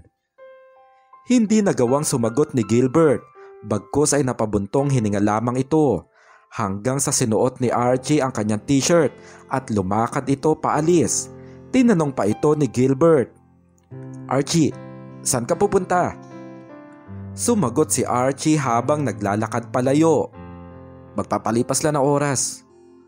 Doon ay nagpunta si Archie sa isang resto bar na palagi niyang pinag-iinuman. Mag-isa siyang nag-iinom doon. Sa sandaling yon ay isa-isa na rin niyang binabasa ang mga mensahe na natanggap niya mula sa asawa niyang si Melanie. Tapos ngayon, ikaw tong maghahanap sa akin. Matapos ang paulit-ulit na paghabol ko sa iyo. Nakakapagod ka na, Melanie. Nakakapagod ka mahalin. Napasandal si Archie at muling uminom ng alak na nasa kanyang harapan hanggang sa nakita niya ang pamilyar na mukha ng isang matangkad na lalaki na nakatayo hindi kalayuan sa kinaroroonan niya. Pilit niyang inaalala kung saan niya ba ito nakita hanggang sa nilapitan ito ng manager ng resto bar. Sige na, ibigay mo to kay Sabina. Sabihin mo na ako ang nagpapabigay. Nang marinig ni Archie ang pangalan ni Sabina ay doon lang niya naalala kung bakit pamilyar ang naturang lalaki. Ito ay ang lalaking nakamotorsiklo na minsang nagsundo kay Sabina. Nang palabas na ito ng resto bar ay kaagad itong sinundan ni Archie. Nakita niya na sumakay na ito sa luma nitong motorsiklo at akmang paaandarin na ito. Sandali lang. Kaagad rin na huminto ang naturang lalaki at napatingin kay Archie. Bakit po? May problema po ba? Mas lumapit pa dito si Archie. Hindi ba't kilala mo si Sabina? Napakunot ang noo ng naturang lalaki. Oo. Bakit mo siya hinahanap? Sumagot naman si Archie. Kaibigan ako ni Sabina. Ako si Archie. Gusto ko sana siya makausap. Pwede mo ba akong dalhin kung saan siya nakatira? Saglit na napaisip ang naturang lalaki. Sige, walang problema. Sakto at pauwi na rin naman ako. Ako nga pala si Daniel. Halika na. Doon ay umangkas nga si Archie sa motorsiklo ni Daniel para sumama dito at mapuntahan si Sabina. Nang mga oras na yon ay abala naman si Sabina sa pagluluto ng hapunan doon sa kanilang bahay. Hanggang sa nakita niya pa ang kalat doon sa hapagkainan. Ay nako, kahit kailan talaga tong lalaki na to. Hindi na maaasahan. Ilang saglit pa ay dumating na nga doon ang lalaki na kanyang tinutukoy. Nakapamaywang pa si Sabina na tiningnan ito. Saan ka ba galing? Kanina pa ako naghihintay sa iyo. Hanggang sa isa pang lalaki ang pumasok doon sa pintuan. Napatigil si Sabina nang makita ito. Ito ay walang iba kundi si Archie. Nagsalita naman si Daniel. Ate, kilala mo daw siya? Sumama siya sa akin dito at gusto ko daw niya makausap. Napakunot ang noo ni Archie sa kanyang narinig. Ate? Kapatid ka ni Sabina? Nagtaka si Daniel sa tanong ni Archie. Nagsalita na rin kaagad si Sabina. Archie, ano bang ginagawa mo dito? Huminga ng malalim si Archie. Sabina, gusto lang kita makausap. 2 araw ako nagpabalik-balik sa resto bar pero hindi kita nakikita doon. Gusto ko lang humingi ng pasensya sa mga nasabi ko. Sumabat si Daniel. Bakit ate? Anong ginawa sa'yo ng gagawin to? Hoy, anong ginawa mo sa ate ko? Tarantado ka ha? Kagad itong inawat ni Sabina. Daniel, tumigil ka nga. Pwede bang iwanan mo muna kami? Ang mabuti pa, tawagin mo na sina Tristan at Lola. Sabihin mo na isara na nila yung tindahan at kakain na tayo. Tiningnan pa ng matalim ni Daniel si Archie bago ito lumakad palabas ng bahay. Doon muling nagsalita si Sabina. Archie, hindi ka na sana nagpunta pa dito. Lumakad si Archie palapit sa dalaga. Pero Sabina, gusto ko lang taga humingi ng pasensya. Matipid nang umiti si Sabina. Hindi mo na kailangan humingi ng pasensya. Naiintindihan kita. Totoo rin naman ang mga sinabi mo. Wala akong karapatan namang himasok sa buhay mo kasi bayarang babae lang naman talaga ako na pampalipas oras mo lang. Hindi ako galit. Noong una pa lang, tanggap ko naman na yun sa sarili ko. Nagbuntong hininga si Archie. Pero katulad ng sabi mo, ako ang dahilan kung bakit napasok ka sa ganong gawain. Ako ang nagpumilit sa'yo. Kaya hindi dapat kita husgahan dahil ako naman talaga ang dahilan ng lahat. Ilang segundo pa bago sumagot si Sabina. Nasaktan ako sa sinabi mo. Aaminin ko na nagalit ako. Pero kailangan kong tanggapin ang totoo. Siguro yun na rin ang senyales para baguhin ko ang buhay ko. Nakapagdesisyon na ako. Gusto ko nang tapusin ang ganong gawain.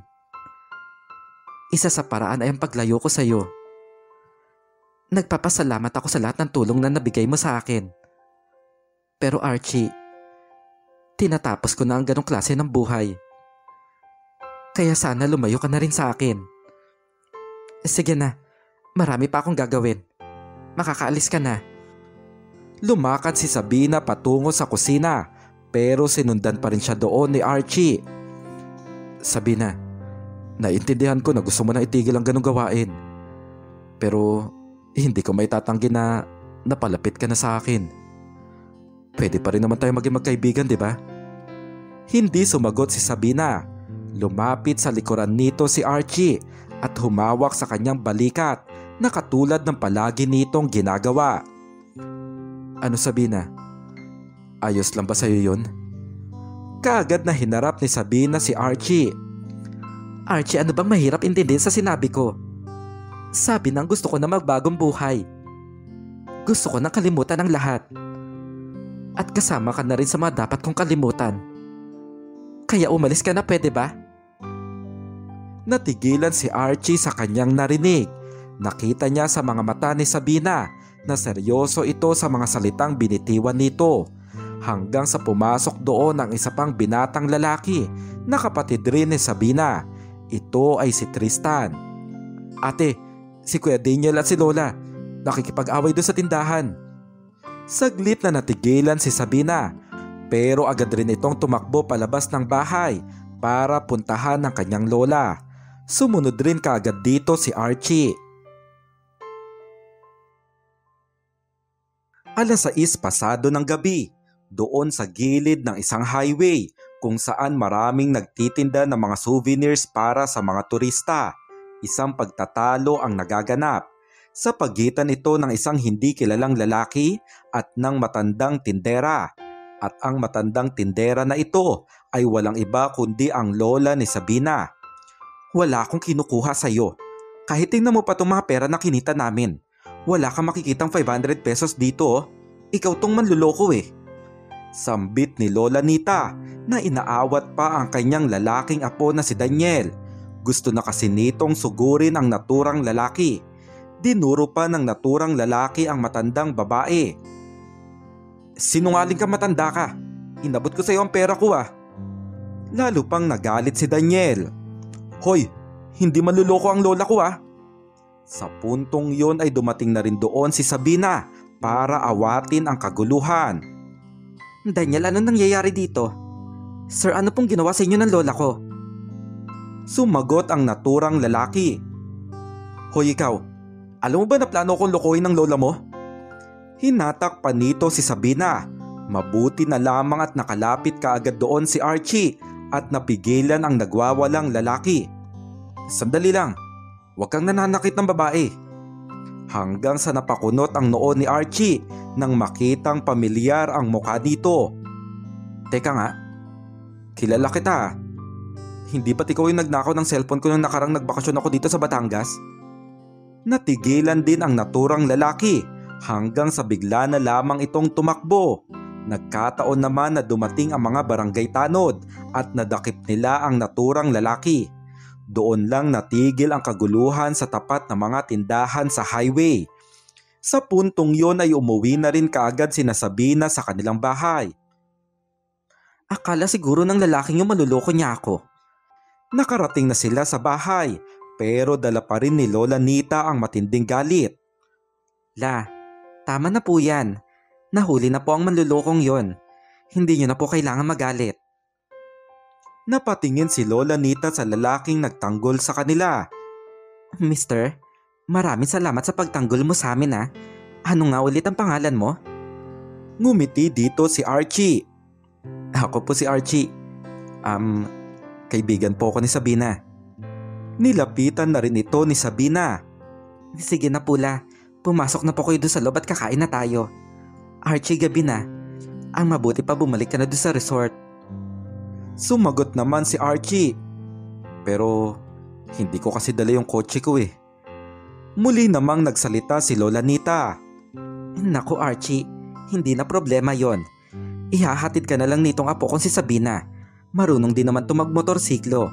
Ang mabuti pa, saluhan mo na kami kumain bago ka umuwi. Halika na sa loob. Kumapit si Lola Nita kay Archie kaya wala na itong nagawa kundi ang pumasok sa loob ng bahay at sumabay sa kanilang hapunan. Habang sila ay kumakain, ay mabilis na nakasundo ng mga binatang kapatid ni Sabina si Archie. Isa na nga doon ay ang 21 anyos na si Daniel. Kuya Archie, pasensya ka na kanina kung nagalit ako ha. Akala ko kasi sinasaktan mo ang ate ko eh. Pero matanong ko nga lang, nililigawan mo ba si Ate Sabina kaya ka nandito? Nasamid naman si Archie sa tanong ni Daniel. Maging si Sabina ay natigilan at agad na sinita ang kanyang kapatid. Daniel, pwede bang kumain ka na lang? Archie, pasensya ka na sa kapatid ko ah. Bahagyang tumawa si Archie. Ayos lang, walang problema. Tumango pa si Archie kay Daniel. Nagsalita na rin naman na si Lola Nita. Ano ka ba, Daniel? Wala namang masama kung nililigawan niya ang ate mo. Maganda naman kasi talaga ang apo kong yan. Tama ba ako, Archie? Utal-utal na sumagot ang lalaking may asawa. Siyempre naman po, maganda po talaga ang apo ninyo. Hindi na napigilan ni Sabina ang kanyang inis. Daniel, Lola, pwede bang tama na? Nandyan na naman kayo sa pagsulsul sa akin sa kung sino-sino. Hindi po ako nililigawan ni Archie. Dahil ang totoo, pamilyado na po siyang tao. Natigilan ang dalawang kapatid ni Sabina, pati na rin ang lola nito. May asawa ka na? Sayang, boto pa naman sana ako sa'yo. Napabuntong hininga si Sabina. Daniel, tama na nga yan. Boto naman kayo sa lahat ng lalaki na gustong manligaw sa akin. Sumagot naman si Lola Nita. Kasi nga gusto na namin na makapag-asawa ka na. Napailing si Sabina. Hindi na nga po natin alam kung saan kukunin yung mga gagastusin natin eh. Tapos gusto nyo na mag-asawa na po ako? Hindi bali na, kahit hindi na po ako mag-asawa. Hanggang sa nagsalita ang bunso sa magkakapatid na si Tristan. Ate, speaking of gastos, kailangan ko pala ulit ng pera para sa tour namin sa school. Namroblema naman si Sabina. Tour na naman? Kakatour nyo lang last month. Grabe naman yung eskwelahan ninyo. Saglit na napatingin si Sabina kay Archie at isang malalim na buntong hininga ang kanyang pinakawalan. Sige na, gagawan ko ng paraan. Kumain na nga lang muna tayo. Nagpatuloy silang kumain. Pero nang sandaling yon ay halos hindi na magawang alisin ni Archie ang kanyang mga mata kay Sabina. Nang sandaling yon ay hindi siya makapaniwala sa kanyang mga narinig at natunghayan. Tila ba sa puntong yon ay mas hinangaan niya ang katatagan ng dalaga. Ang dalaga na handang gawin ang lahat para sa pamilya. Hindi maintindihan ni Archie ang kanyang nararamdaman habang nakatingin kay Sabina. Para bang may kung anong tumama sa kanya matapos niyang makilala ang totoong pagkatao nito. Malaki ang ngiti ni Archie nang bumaba siya sa motorsiklo na si Sabina ang nagmaneho. Ang dalaga na kasi ang naghatid sa kanya pabalik doon sa resort. Saglit pang napatigil si Archie nang mag-alis ng suot na helmet si Sabina. Tila ba hindi kaagad niya nagawang alisin ang mga mata niya sa kagandahan ng dalaga. Napakunot naman ang noo ni Sabina. Hoy Archie, ayos ka lang ba? Bakit ganyan ka makatingin sa akin? Doon lang bumalik sa ulirat ang lalaking may asawa. Pasensya na. Natutuwa lang ako kasi dati ako tong naghahatid sa iyo. Pero ngayon, ikaw tong naghahatid sa akin dito. Bilib kaya ako sa mababaeng magaling magmotorsiklo. Para kang action star kanina. Umirap naman si Sabina. Ang dami mong alam. Sige na, uuwi na rin ako. Dito na muna ako ah. Kaagad na rin na tumalikod si Sabina. Pero bago pa siya tuluyang makaalis ay muling nagsalita si Archie. Sabina, yung para doon sa tour ng kapatid mo. Narinig ko lang kasi kanina. Hindi ba't kailangan mo ng pera? Natigilan si Sabina pero nanatili siyang nakatalikod sa lalaking may asawa. Sinabi ko na sa'yo kanina, tinatapos ko na ang ganong gawain. Kung pwede nga lang, heto na sana ang huli natin pagkikita. Muli pang nagsalita si Archie. Pero Sabina, hindi naman ganun ang gusto ko. Kailangan mo ng pera. Handa akong ibigay sa iyo yung kailangan mo. Pero sa pagkakataon na to, oras mo lang ang hihingin kong kapalit. Unti-unting napaharap si Sabina sa lalaking may asawa. Ano bang gusto mong mangyari? Seryosong tumingin si Archie sa mga mata ni Sabina. Lumabas tayo ngayong gabi. Mag-inom tayo. Kumain tayo ng mga pagkain na pareho nating gusto. Mamasyal tayo. Bahagyang tumawa si Sabina. Nagpapatawa ka ba? Ano ka, boyfriend ko? Bakit parang niyayaya mo ako ng date? Baka nakakalimutan mo ang asawa ka. Kung sa bagay, madalas mo nga pala akong ginagamit para makalimutan mo ang problema mo sa asawa mo. Sumagot si Archie. Pero ibahin mo sa pagkakataon na to. Kung ito man talaga yung magiging huli natin pagkikita, gusto ko maging magandang alaala. Oras lang, Sabina. Oras lang ang hihingin ko sa iyo sa pagkakataon na to. Napatingin si Sabina kay Archie at nakita niya ang sinseridad nito sa kanyang paanyaya. Naroon man ang galit ni Sabina kay Archie dahil sa mga masasakit na salitang binitiwan nito, pero sa huli ay naisip niya na isa pa rin itong kaibigan. Isang kaibigan na madalas tumutulong sa kanya sa pinansyal na aspeto at hindi rin niya maitatanggi na kahit paano ay naging mabuti rin ang pakikitungo sa kanya nito. Archie, parang sobrang dami naman itong in-order mo para sa ating dalawa. Reklamo ni Sabina habang naroon nga sila sa pinakamamahaling restaurant na nasa tabing dagat. Nakangiti na sumagot si Archie. Heto kasi yung mga natatandaan ko na paborito mong pagkain. Total, sinabi mong ito na huli natin pagkikita. Di in-order ko na lahat ng gusto mo. Bahagyang tumawa naman si Sabina. Para naman akong bibitayin nito. Pero salamat na rin Kumain na tayo. Masayang kumain sina Sabina at Archie sa gabing iyon. Inaakala pa nga ng ibang tao doon sa restaurant na sila ay magkasintahan. Matapos kumain ay umorder pa si Archie ng alak na kanilang maiinom. Umabot na rin ng 2 oras ang kanilang inuman. 12:00 na ng gabi pero naroon pa rin sila sa naturang restaurant at masayang nagkekwentuhan. Nung gabing nakita kita doon sa resto bar na pinapasukan mo, napansin ka agad kita. Humingi pa nga ako ng basbas doon sa manager mo para lang mai-table kita eh. Natatawa na napapailing si Sabina. Hindi mo man lang kasi inalam kung hostess ba ako doon o waitress. Noon pa man, pala desisyon ka na rin Sumagot si Archie. Alam ko rin naman talaga nung una pa lang na waitress ka. Ano magagawa ko? Ikaw lang naman ang maganda doon. At sa huli pumayag ka rin naman na may table kita, di ba? Kasi nagwapuhan ka sa akin. Binato ni Sabina ng tansan sa mukha si Archie. Ang kapal ng mukha mo. Sinabihan kasi ako ng mga katrabaho ko na mayaman ka daw. Panigurado magkakapera daw ako oras na pumayag ako mai-table mo. At hindi naman ako nagkamali. Mayaman ka naman pala talaga. Natawa na napapailing si Archie. Pero sa gabing yun, sumama ka rin sa akin. At may nangyari sa atin dalawa. Bakit ka sumama ng gabing yun? Napaiwas ng tingin si Sabina na halatang nailang. Pwede bang wag na natin pag-usapan yon? Hindi ko rin kasi alam kung bakit ako pumayag ng gabing yon. Sa pagkakatanda ko, matindi lang talaga ang pangangailangan ko. Sumagot pa si Archie. Pero aaminin ko, napasaya mo rin talaga ako ng gabing yon. Nakalimutan ko yung problema ko. Biruin mo, unang gabi pa lang natin nagkasama. Ang dami mo ng kwento. Tapos tawa ako ng tawa sa mga kwento mo. Sobrang napasaya mo kaya ako nun. Kaya nga nung sumunod na gabi, inimbitahan ulit kita. Pero tumanggi ka na at sinabi mong hindi mo naman talaga gawain yon. Nadismaya ako. Akala ko makakaulit ako kahit kailan ko gusto.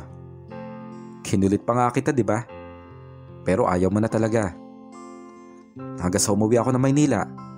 Pero 1 buwan lang ang lumipas, bumalik ako dito sa Batangas. Tapos si Gilbert, sinabi niya sa akin na isang gabi hinahanap pa daw ako. Hanggang sa nakita nga ulit tayo. Doon pumayag ka na ulit sa offer ko kasi nga kailangan mo ulit ng pera. Sa panahon na yon, paulit-ulit na may nangyayari sa atin. Pero napansin ko na parang nag-iba yung pakikitungo mo sa akin. Medyo naging masungit ka na at ayaw mong kinukulit kita. Napanguso si Sabina. Ganun ba talaga ako kasungit? Bahagyang tumawa si Archie. Oo, madalas. May mga oras na nagiging mabait ka. Pero maya-maya lang biglang magsusungit ka na naman. Teka nga, lasing ka na yata. Tingnan mo yung mukha mo, pulang-pula na oh. Napakamot sa ulo si Sabina habang natatawa. Pasensya na. Alam mo naman kasi na hindi talaga ako sanay uminom. Alauna na pala na madaling araw. Umuwi na tayo. Nakangiti na tumango si Archie. Tara na nga.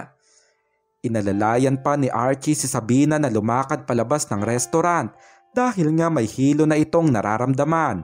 Doon sa loob ng kotse ay nakatingin lang si Sabina kay Archie na tila hindi magawang paandarin ang kotse. Archie, ano nangyari? Sumagot si Archie. Ewan ko ba? Ayaw mag-start ng makina eh. Napasandal si Sabina. Ano ba naman yan? Antok na ako, Archie. Ano ba naman tong kotse mo? Hindi naman to ganito kanina, di ba? Sumagot si Archie. Ano magagawa ko? Ayaw ngang umandar. Ang mabuti pa maglakad na lang tayo. Nalaglag ang panga ni Sabina. Ano? Ang layo na Masagana Resort dito. Tapos ang dilim-dilim pa sa daan. Bahagyang tumawa si Archie. Wala tayong magagawa. Iiwanan ko na lang muna ang kotse ko dito. Kaibigan naman ni Daddy ang may-ari nitong restaurant. Bumaba na si Archie sa kotse at hinatak na rin niya pababa si Sabina. Halika na, huwag ka na nga maarte. Doon ay wala na ring nagawa si Sabina. Madaling araw ay naglakad nga sila papunta sa Masagana Resort kung saan tumutuloy si Archie. Paano ba to? Siguradong hindi na ako makakapasok bukas sa trabaho ko doon sa resto. Sumagot naman si Archie. Huwag ka mag-alala. Kakausapin ko na lang yung manager mo. Sasabihin ko na ako ang dahilan kung bakit hindi ka nakapasok. Umirap si Sabina. Kapag ako nawala ng trabaho, malalagot ka talaga sa akin. Natatawang sumagot si Archie. Di mas mabuti. Kapag wala ka ng trabaho, di hindi na matutuloy yung paglayo mo sa akin. Kasi kakailanganin mo na ako palagi. Hinampas ni Sabina si Archie sa balikat. Nakakainis ka. Sinasadya mo siguro na mawalan ako ng trabaho, ano? Bakit ba natatakot ka mawalan ng trabaho kung nandito naman ako? Ewan ko sa'yo. Sandali, dito na lang tayo dumaan. Nang sandaling yun ay patungo na sana sila sa isang medyo gubat na bahagi na kanilang dadaanan. Bakit dyan? Lalayo pa tayo eh. Dito na tayo dumaan. Umalma pa si Sabina. Pero nakakatakot dyan. Tingnan mo nga, puro puno tapos ang dilim-dilim. Hinatak naman ni Archie ang dalaga. Akong bahala. Tara na. Doon ay wala nang nagawa si Sabina, pero sa kalagitnaan ng mapunong daan ay bigla na lamang tumakbo si Archie. Bahala ka dyan. Iiwanan na kita. Kaagad rin itong hinabol ni Sabina. Archie, ano ba? Hintayin mo nga ako.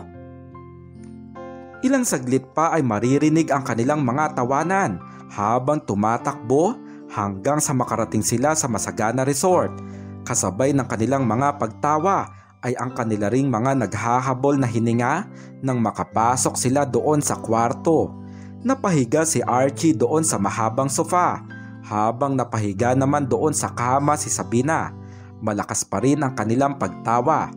Ilang segundo ang nakalipas ay nanaigrin ang katahimikan. Napatingin sila sa isa't isa at muli ay bahagya silang tumawa. Tingnan mo, paggewang-gewang ka kanina. Kailangan mo lang palang matakot para mawala yung kalasingan mo.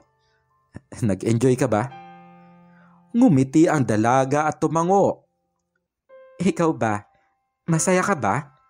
Parang nakakalimutan mo na yung problema mo sa asawa mo. Nagbuntong hininga si Archie. Well, Talaga naman na palagi ako nakakalimot kapag kasama kita, di ba? Kasi masaya ka naman talagang kasama. Natigilan si Sabina sa kanyang narinig hanggang sa tumingin siya sa kisame. Ganon din naman ako. Hindi ko lang inaamin sa'yo. Napakunot ang noo ni Archie. Ano ibig mo sabihin? Huminga ng malalim si Sabina. Ibang kapanatagan ang nararamdaman ko kapag kasama kita. Pero hindi ako tanga. Alam ko kasi kung ano ang totoo sa akin. Bahagyang tumawa si Archie. Hindi kita maintindihan. Ano bang sinasabi mo? Ilang segundo na nanahimik si Sabina. Kanina tinatanong mo ko kung bakit. Biglang hindi na ako pumayag na maulit yung nangyari sa atin matapos yung unang beses. Sa totoo lang kasi nagtampo ako. Dismayado ako. Nagtanong si Archie. Dismayado saan? Sa akin ba? Sumagot si Sabina. Dismayado ako nang nalaman ko may asawa ka na. Natigilan si Archie sa kanyang narinig. Nakatingin pa rin sa kisame si Sabina. Aaminin ko, nung unang gabi pa lang, nagustuhan na kita. Sino ba namang hindi? Gwapo ka. Tapos pinakitaan mo pa ako ng kabaitan mo. Sa unang gabi na yon, nagustuhan na agad kita. Pero kasi, dismayado ako nang nalaman ko may asawa ka na pala.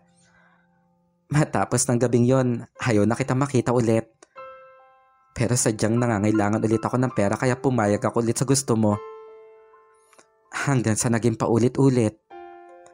Tinanong mo ko kanina kung bakit madalas kitang sinusungitan, di ba? Ang totoo kasi niyan, pinipigilan ko ang sarili ko. Pinipilit ko ang sarili ko na hindi ka gustuhin. Kahit na mahirap para sa akin. Kasi nga alam kong may asawa ka. At alam kong mahal na mahal mo siya. Hanggang sa makikita ang pagdaloy ng mga luha ni Sabina, lumingon siya kay Archie at matipid siyang ngumiti dito. Siguro nagtataka kung bakit ko to sinasabi sa'yo ngayon. Gusto ko lang malaman mo ang totoo bago matapos ang lahat sa atin. Total naman, ito na ang huli nating sandali, di ba? Salamat Archie kasi napasaya mo ako. Sa simpleng pagpapakita mo sa akin ng kabaitan. Napapakilig mo ko. Aaminin ko na masakit para sa akin na magkakalayo na tayo. Pero, ito na rin talaga ang tamang pagkakataon. Kasi kapag tumagal pa, baka kasi mas masakit pa para sa akin. Baka mas mahirapan pa ako. Baka mas umasa pa ako sa alam ko namang hindi mangyayari. Sino ba naman kasi ako? Isang bayarang babae na lalapitan mo kapag may problema ka. Pero salamat pa rin. Salamat sa lahat, Archie. Pinahid ni Sabina ang kanyang mga luha at agad siyang bumangon. Sige na, kailangan ko na umalis. Bubuksan na sana ni Sabina ang pintuan nang humawak si Archie sa kanyang braso. Sandali lang, Sabina. Muling lumingon ang dalaga. May kailangan ka pa ba? Hindi makasagot si Archie.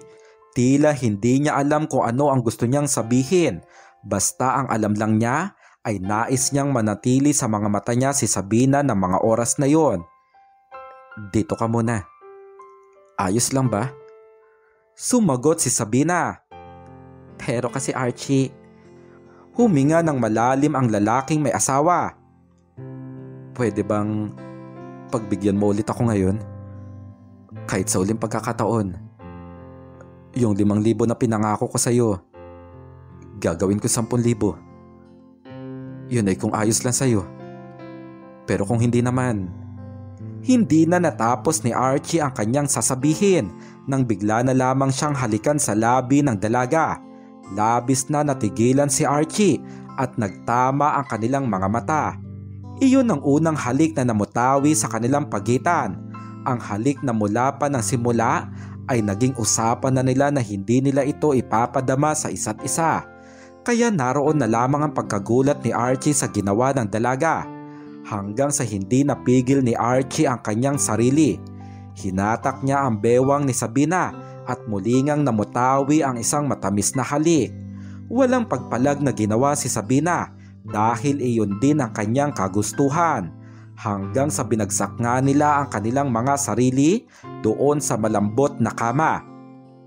At doon ay namutawi nga ang isang kaganapan, ang kaganapan na makailang beses na nilang pinagsasaluhan, pero sa sandaling yon ay tila may kakaiba. Dahil sa sandaling yon ay sumabay sa kaganapan ang mga nagsusumabog na damdamin. 8:00 ng umaga nang magising ang dalagang si Sabina doon sa kwarto sa Masagana Resort. Nakita niya ang sarili niya na mag-isa na lamang doon sa kwarto. Hindi na iwasan ni Sabina na makaramdam ng kalungkutan. Natatandaan kasi niyang nakatulog siya sa mahigpit na yakap ng lalaking matagal nang may puwang sa kanyang puso. Pero sa kanyang paggising ay wala na ito sa kanyang tabi. Gayunpaman ay tanggap niya ang katotohanan. Noon pa man ay tanggap na niya ang totoong namamagitan sa kanila ng lalaking may asawa. Napatingin si Sabina sa kanyang relo at agad na rin siyang nag-ayos ng kanyang sarili. Bago pa siya lumabas ng kwarto ay natigilan siya nang makita niya doon sa maliit na mesa ang pera na nagkakahalaga ng 10,000 piso. Kinuha ito ni Sabina at napaupo siya sa gilid ng kama. Doon ay ramdam niya ang pangingilid ng kanyang mga luha, pero pilit niyang pinigilan ang mga ito na dumaloy. Huminga siya ng malalim at lumabas na sa kwarto para umuwi na. Naglalakad si Sabina patungo sa kanyang motorsiklo nang masalubong niya ang may-ari ng resort na si Gilbert. "Sabina, dito ka pala natulog?" Matipid nang ngumiti si Sabina. Pasensya na, Gilbert. Medyo napasarap ang tulog ko. May gagamit na ba sana ng kwarto? Bahagyang tumawa si Gilbert. Hala naman, Sabina. Hindi ko rin naman talaga pinapaupa ang kwarto na yun sa iba kasi nga si Archie lang talaga ang madalas na kumukuha ng kwarto na yun kapag nandito na siya. Kaya walang kaso na manatili ka ba dyan kahit kailan mo gusto. Tumango ang dalaga. Nasaan nga pala si Archie? Sumagot naman si Gilbert. Umalis siya kaninang 6:00 ng umaga. Tumawag kasi ang asawa niya. Gusto daw siyang makausap. Alam mo naman si Archie. Ayun, agad-agad na bumiyahe pabalik ng Maynila. Hinatid ko pa nga siya sa bus terminal kasi nasa talyer pala ang kotse niya. Napaiwas ng tingin si Sabina. Hindi niya naiwasan na magkaroon ng kirot sa kanyang puso na malamang tuluyang umalis na si Archie. Doon ay nasabi niya na marahil ang nagdaan na gabi ay ang huli na talaga nilang pagkikita. Sige, Sabina, dito muna ako at may asikasuhin pa ako eh. Mamaya rin kasi hapon babiyahe rin ako papuntang Maynila. Muli pang sumagot ang dalaga. Sandali lang, Gilbert. May ipapakiusap sana ako sa'yo. Kung sakaling magkita kayo doon ni Archie, pwede bang pakiabot na lang ito sa kanya? Natigilan si Gilbert sa inabot ng dalaga hanggang sa umalis na nga si Sabina at sinundan lang ito ng tingin ni Gilbert. Naroon ang kaba ni Archie nang dumating siya sa restaurant kung saan nga sila magkikita ng asawa niyang si Melanie. Ilang minuto pa siyang nanatili doon sa kotse bago siya naglakas loob na bumaba. Huminga siya ng malalim hanggang sa pumasok na nga siya sa loob ng naturang restaurant. Sa isang mesa sa sulok ay nakita na nga niya doon ang kanyang asawa. Kasama nito ang kaibigan niyang si Christine hanggang sa napatingin na rin ang mga ito sa kanya. Lumakad palapit doon si Archie at naupo sa bakanteng upuan. Mabuti at dumating ka na, Archie. Saan ka pala galing? Tanong ni Melanie. Seryosong tumingin si Archie sa mga mata ng kanyang misis. Huwag mo nang alamin kung saan ako galing. Wala ka rin naman pakialam, di ba? Napabuntong hininga si Melanie. Pasensya na kung naparamdam kong wala akong pakialam sa'yo. Sa totoo lang, meron naman talaga, Archie. Dahil kung tutuusin, Gabi-gabi ko nga naiisip kung gano'n na ba kasakit yung napaparamdam ko sa'yo. Nakokonsensya ako. Napaismid si Archie. Konsensya? Meron ka pa palang ganun, Melanie? Ano ba ang gusto mong sabihin? Nandito na ako. Pwede bang diretsahin mo na ako sa gusto mong mangyari? Hanggang sa isang dokumento ang nilabas ni Christine. Natigilan si Archie nang makita niya ito. Divorce paper? Nanaig saglit ang katahimikan hanggang sa bahagyang tumawa ang lalaking asawa. Bakit nga ba ako nagulat pa? Inaasahan ko rin naman darating ang araw na to. Siguro sadyang masaya ka sa bagong lalaki mo, ano? Nagkatinginan sina Christine at Melanie. Sumagot ang babaeng asawa. I'm sorry, Archie. Gusto kong pakawalan na natin ang isa't isa. Alam kong hindi na tayo masaya pareho. Kung aasa ka pang maayos yung sa atin, lalo lang ako makokonsensya eh. Kasi lalo lang magpapatuloy yung panluloko ko sa'yo. Doon ay nagsalita na rin si Christine. Archie, palayain mo na si Melanie. Hayaan mo siyang maging masaya sa gusto niya. Napatingin si Archie kay Christine. Bakit ba ang hilig mo makialam sa amin dalawa? Sekretarya ka ba niya? Noon pa man, isa ka na sa sumisira sa amin eh. Kasi kinukonsinti mo siya sa mga maling ginagawa niya. Ni hindi mo nga naisip na may asawa na siya dahil sinasama mo pa rin siya sa kung saan saan. Baka nga ikaw pa ang dahilan kung paanong nakilala nitong asawa ko ang bagong lalaki niya. Sumagot si Christine. Archie, walang bagong lalaki si Melanie. Sadyang hindi lang talaga ikaw ang mahal niya. Nakapagtaas ng boses si Archie. Tumahimik ka nga. Hindi ikaw ang kinakausap ko. Sino ka ba sa buhay ni Melanie para diktahan siya? Sino ka para diktahan kaming dalawa? Hanggang sa hinawakan ni Melanie ang isang kamay ni Christine, mahigpit ang pagkakahawak nila sa isa't isa na ipinagtaka naman ni Archie. Tumingin si Melanie sa kanyang mister. Archie, hindi ko lang basta kaibigan si Christine. Naging malalim ang paghinga ni Archie. Ano? Ano bang sinasabi mo? Seryosong sumagot si Melanie. Wala akong ibang lalaki. Kasi ang totoo, hindi lalaki ang gusto ko. Si Christine ang gusto ko. Archie, siya ang mahal ko. Labis na natigilan si Archie sa kanyang narinig. Nagpatuloy naman si Melanie. Archie, noon pa man nararamdaman ko na to. Minahal kita pero alam kong may iba sa katauhan ko eh. At sa ngayon, mas naiintindihan mo na. Dahil sigurado na ako sa totoo kong nararamdaman. Sumabat muli si Christine sa usapan. Archie, mahal namin ang isa't isa. Mahal na mahal ko ang asawa mo. Sinubukang hawakan ni Melanie ang kamay ni Archie pero agad itong binawi ng lalaking asawa. Archie, I'm really sorry. Hindi ko gustong saktan ka. Pero sana maintindihan mo kung anong totoong nagpapasaya sa akin.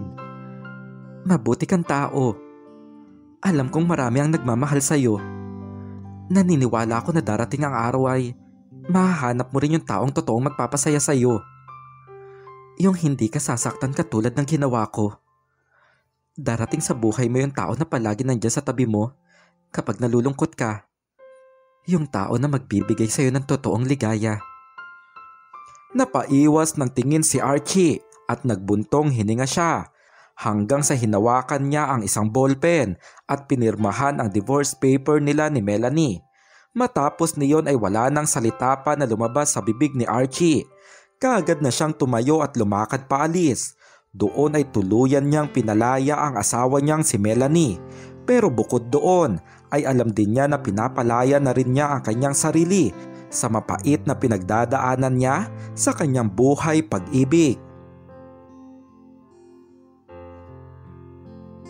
Alas 5 ng hapon ay dumating rin doon sa Manila ang kaibigan ni Archie na si Gilbert.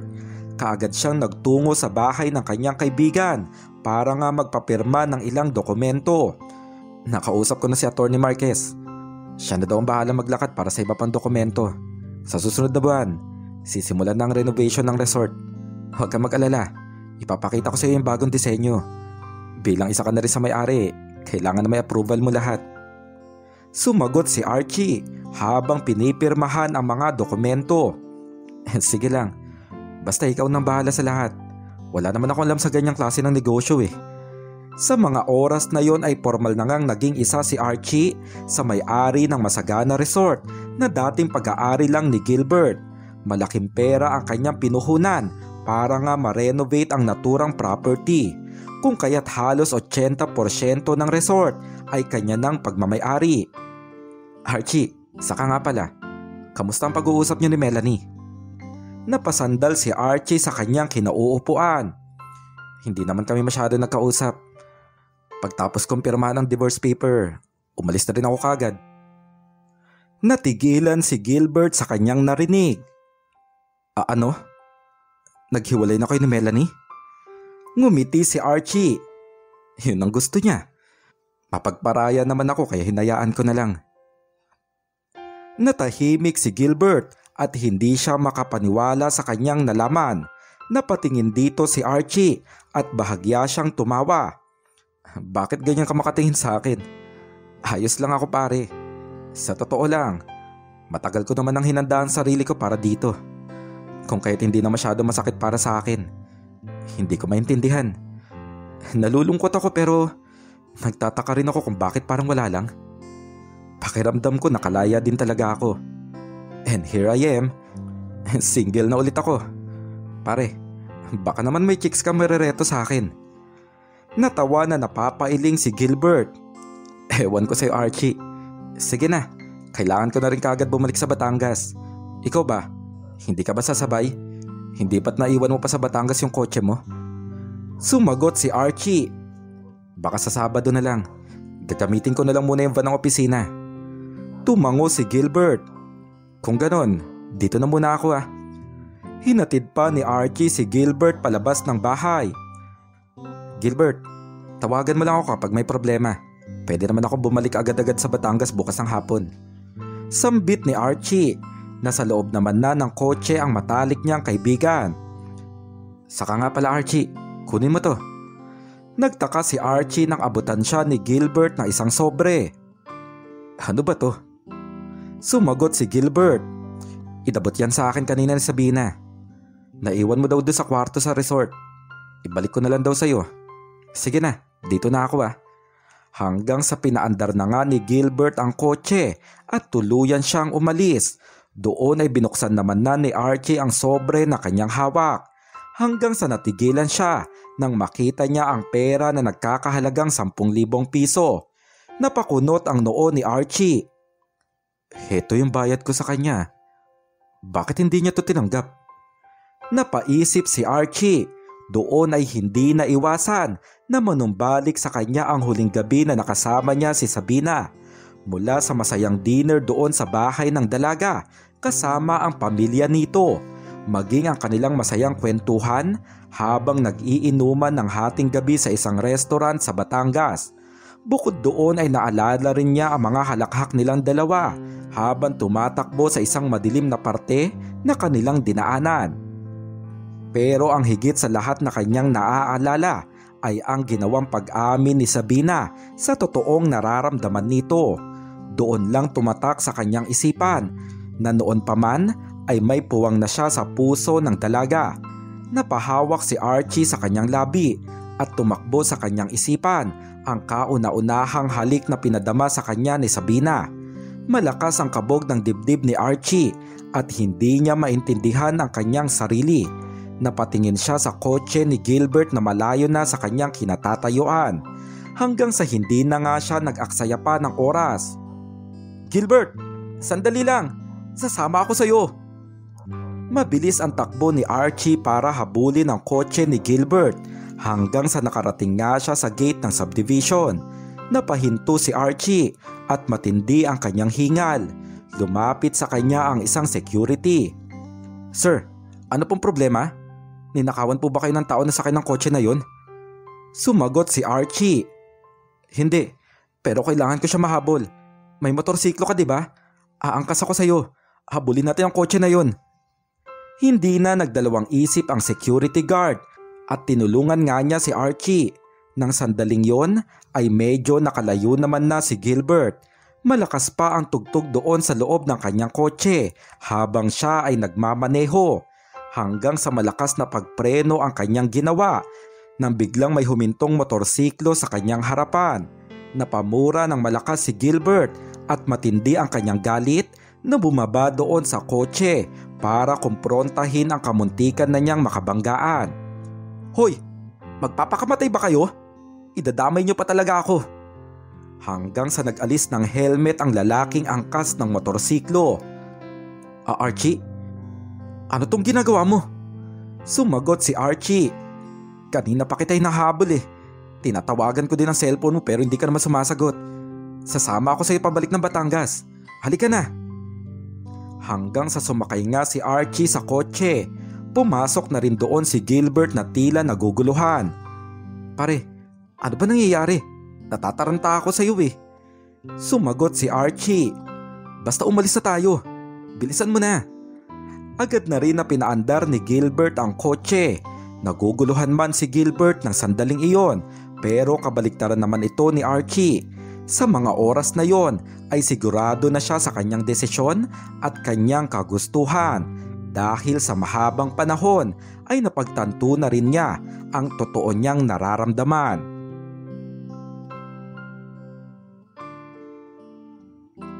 Alas 11 ng gabi ay naroon pa rin si Sabina sa resto bar kung saan siya nagtatrabaho bilang isang waitress. Isang oras na lang ay matatapos na ang kanyang trabaho. Wala na rin masyadong tao doon sa restaurant dahil nga weekdays ng araw na yon. Kaya sa mga oras na yon ay naglilinis na lamang si Sabina ng mga mesa at inaayos ang ibang upuan hanggang sa lumapit sa kanya ang kanyang manager na si Andrew. "Sabina, mabuti at nandito ka pa. Hinahanap ka ni Archie. Nandun siya sa labas." Natigilan si Sabina nang marinig niya ang pangalan ni Archie. Si Archie? Nandyan? Tumango si Andrew. Gusto ko lang daw niya makausap. "Sige na, mamaya mo na tapusin yung pag-aayos ng mga mesa." Napaisip si Sabina pero lumakad na rin siya palabas ng restaurant. Doon ay nakita nga niya si Archie na tulala sa isang tabi. Naguluhan ang dalagang waitress kung bakit ito naroon. Inaasahan kasi niya na hindi niya na ito muli pang makikita. Pero naroon nga ito at hinahanap siya ng sandaling iyon. Lumakad palapit doon si Sabina. "Anong kailangan mo sa akin?" Agad-agad ay lumingon si Archie. Saglit siyang natulala nang makita ang dalaga hanggang sa nagkaroon ng malaking ngiti sa kanyang labi. "Sabina." Tumakbo si Archie palapit kay Sabina at niyakap ito ng mahigpit. Natigilan naman saglit ang dalaga sa ginawa nito pero agad din na bumalik siya sa kanyang ulirat. Pumalag siya sa yakap ni Archie. "Archie, bitiwan mo nga ako. Ano bang ginagawa mo?" Sumagot si Archie na malaki pa rin ang ngiti sa labi. Humawak siya sa balikat ni Sabina. "Sabina, naghiwalay na kami ni Melanie. Pumirma na ako sa divorce paper kanina." Napakunot ang noo ni Sabina. "Ayos ka lang ba? Bakit parang masaya ka pa?" Hinawakan ni Archie ang mga kamay ni Sabina. "Masaya ako kasi napagtanto ko na malaya na ako. Malaya na tayong dalawa. Pwede na maging tayo, Sabina." Hanggang sa hinalikan ni Archie ang dalaga. Labis itong kinabigla ni Sabina at kaagad niyang nasampal ang lalaking kakahiwalay lang sa asawa. "Ano bang ginagawa mo, Archie? Tigilan mo nga ako." Napakunot ang noo ni Archie. Pero bakit? Anong problema, Sabina? Akala ko ba gusto mo ko? Hindi ba't inamin mo na sa akin na umasa ka? Pero nalaman mo may asawa na ako. Pues ngayon single na ako, Sabina. At ikaw na ang pinipili ko." Nalaglag ang panga ng dalaga at tumawa siya. "Nahihibang ka na ba?" "Oo, umamin nga ako sa'yo. Pero hindi ibig sabihin na inaantay kong piliin mo ko. Ano? Porket naghiwalay kayo ni Melanie biglang tayo na? Hindi ako ganun kadali makuha. Huwag mo nga akong gawing easy to get na katulad na ibang babae dyan." Sumagot si Archie. Pero nakuha naman na talaga kita, di ba?" Tinulak ni Sabina si Archie. "Hindi yun ang ibig kong sabihin." Makikita ang inis sa pagkatao ni Archie. Ano bang gusto mo? Umamin ka na sa akin eh. Sinabi mo nang gusto mo ko. Ngayon napagtanto ko na gusto rin kita. Napagtanto ko na sa'yo ako mas magiging masaya. Ano pa bang problema doon? Lalo pang natigilan si Sabina sa kanyang narinig. Umiwas siya ng tingin. Manligaw ka muna. Gusto kong ligawan mo ko. Napaismid si Archie. Ano? Liligawan pa kita? Para saan pa isasagutin mo rin naman ako? Sumagot si Sabina. Sino naman ang nagsabi sa'yo na sasagutin kita? Isa pa, bakit ba dinidiktahan mo ko? Ibang klase ka rin talaga, ano? Bahala ka na nga dyan. Tinalikuran ni Sabina si Archie hanggang sa lumakad na siya pabalik sa loob ng restaurant. Doon ay pinagpatuloy niya ang pag-aayos ng mga mesa hanggang sa pumasok rin doon si Archie. Nakatayo siya sa sulok. Inirapan naman ito ni Sabina. Nagsalita naman si Archie. Sige, kung gusto mo talagang ligawan kita, gagawin ko. Kung yun ang paraan para mapatunayan ko sa'yo ikaw ang pinipili ko. Hanggang sa makikitang nag-ayos na rin ng mga mesa si Archie. Napatigil si Sabina. Anong ginagawa mo? Sumagot si Archie. Di tinutulungan ka. Isa kasi to sa paraan panliligaw ko. Muling umirap si Sabina. Bahala ka nga sa buhay mo. Tumalikod si Sabina kay Archie. Nandoon ang inis ni Sabina pero hindi maitatanggi na gusto nang tumalon ng kanyang puso dahil sa matinding saya na kanyang nadarama. Dahil kung tutuusin, alam niya sa kanyang sarili na hindi niya rin matitiis si Archie. Si Archie na may malaking puwang sa kanyang puso. Lumipas ang mga buwan ay tuluyan ring nagkaroon ng relasyon sina Sabina at Archie. Hindi na rin pinatagal pa ni Sabina ang panliligaw ng lalaking hiwalay na sa asawa. Naramdaman din kasi niya na totoo at matindi ang sinseridad sa panunuyong ginagawa ni Archie. Taon pa ang lumipas ay formal nang naaprubahan ang divorce paper ni na Archie at Melanie matapos nila itong asikasuhin ni Christine sa Amerika. Nang maging formal na ang paghihiwalay ng dating mag-asawa ay hindi na rin pa nag-aksaya ng oras si Archie. Agad-agad niyang pinakasalan ang babaeng nagpapasaya na ngayon sa kanyang puso. At ito nga ay walang iba kundi si Sabina, ang lumang kwarto doon sa Masagana Resort na naging saksi sa kanilang mga kaganapan ay tuluyang pinagiba ni Archie. Pero doon mismo sa dating kinatitirikan nito ay pinatayo ang isang simple at magandang bahay. Ang bahay na naging tahanan ng mag-asawang sina Archie at Sabina at ng 3 bata na naging bunga ng kanilang pagmamahalan. At dito nagtatapos ang kwento. Ako pong muli si Lucas Mariano at magandang gabi po.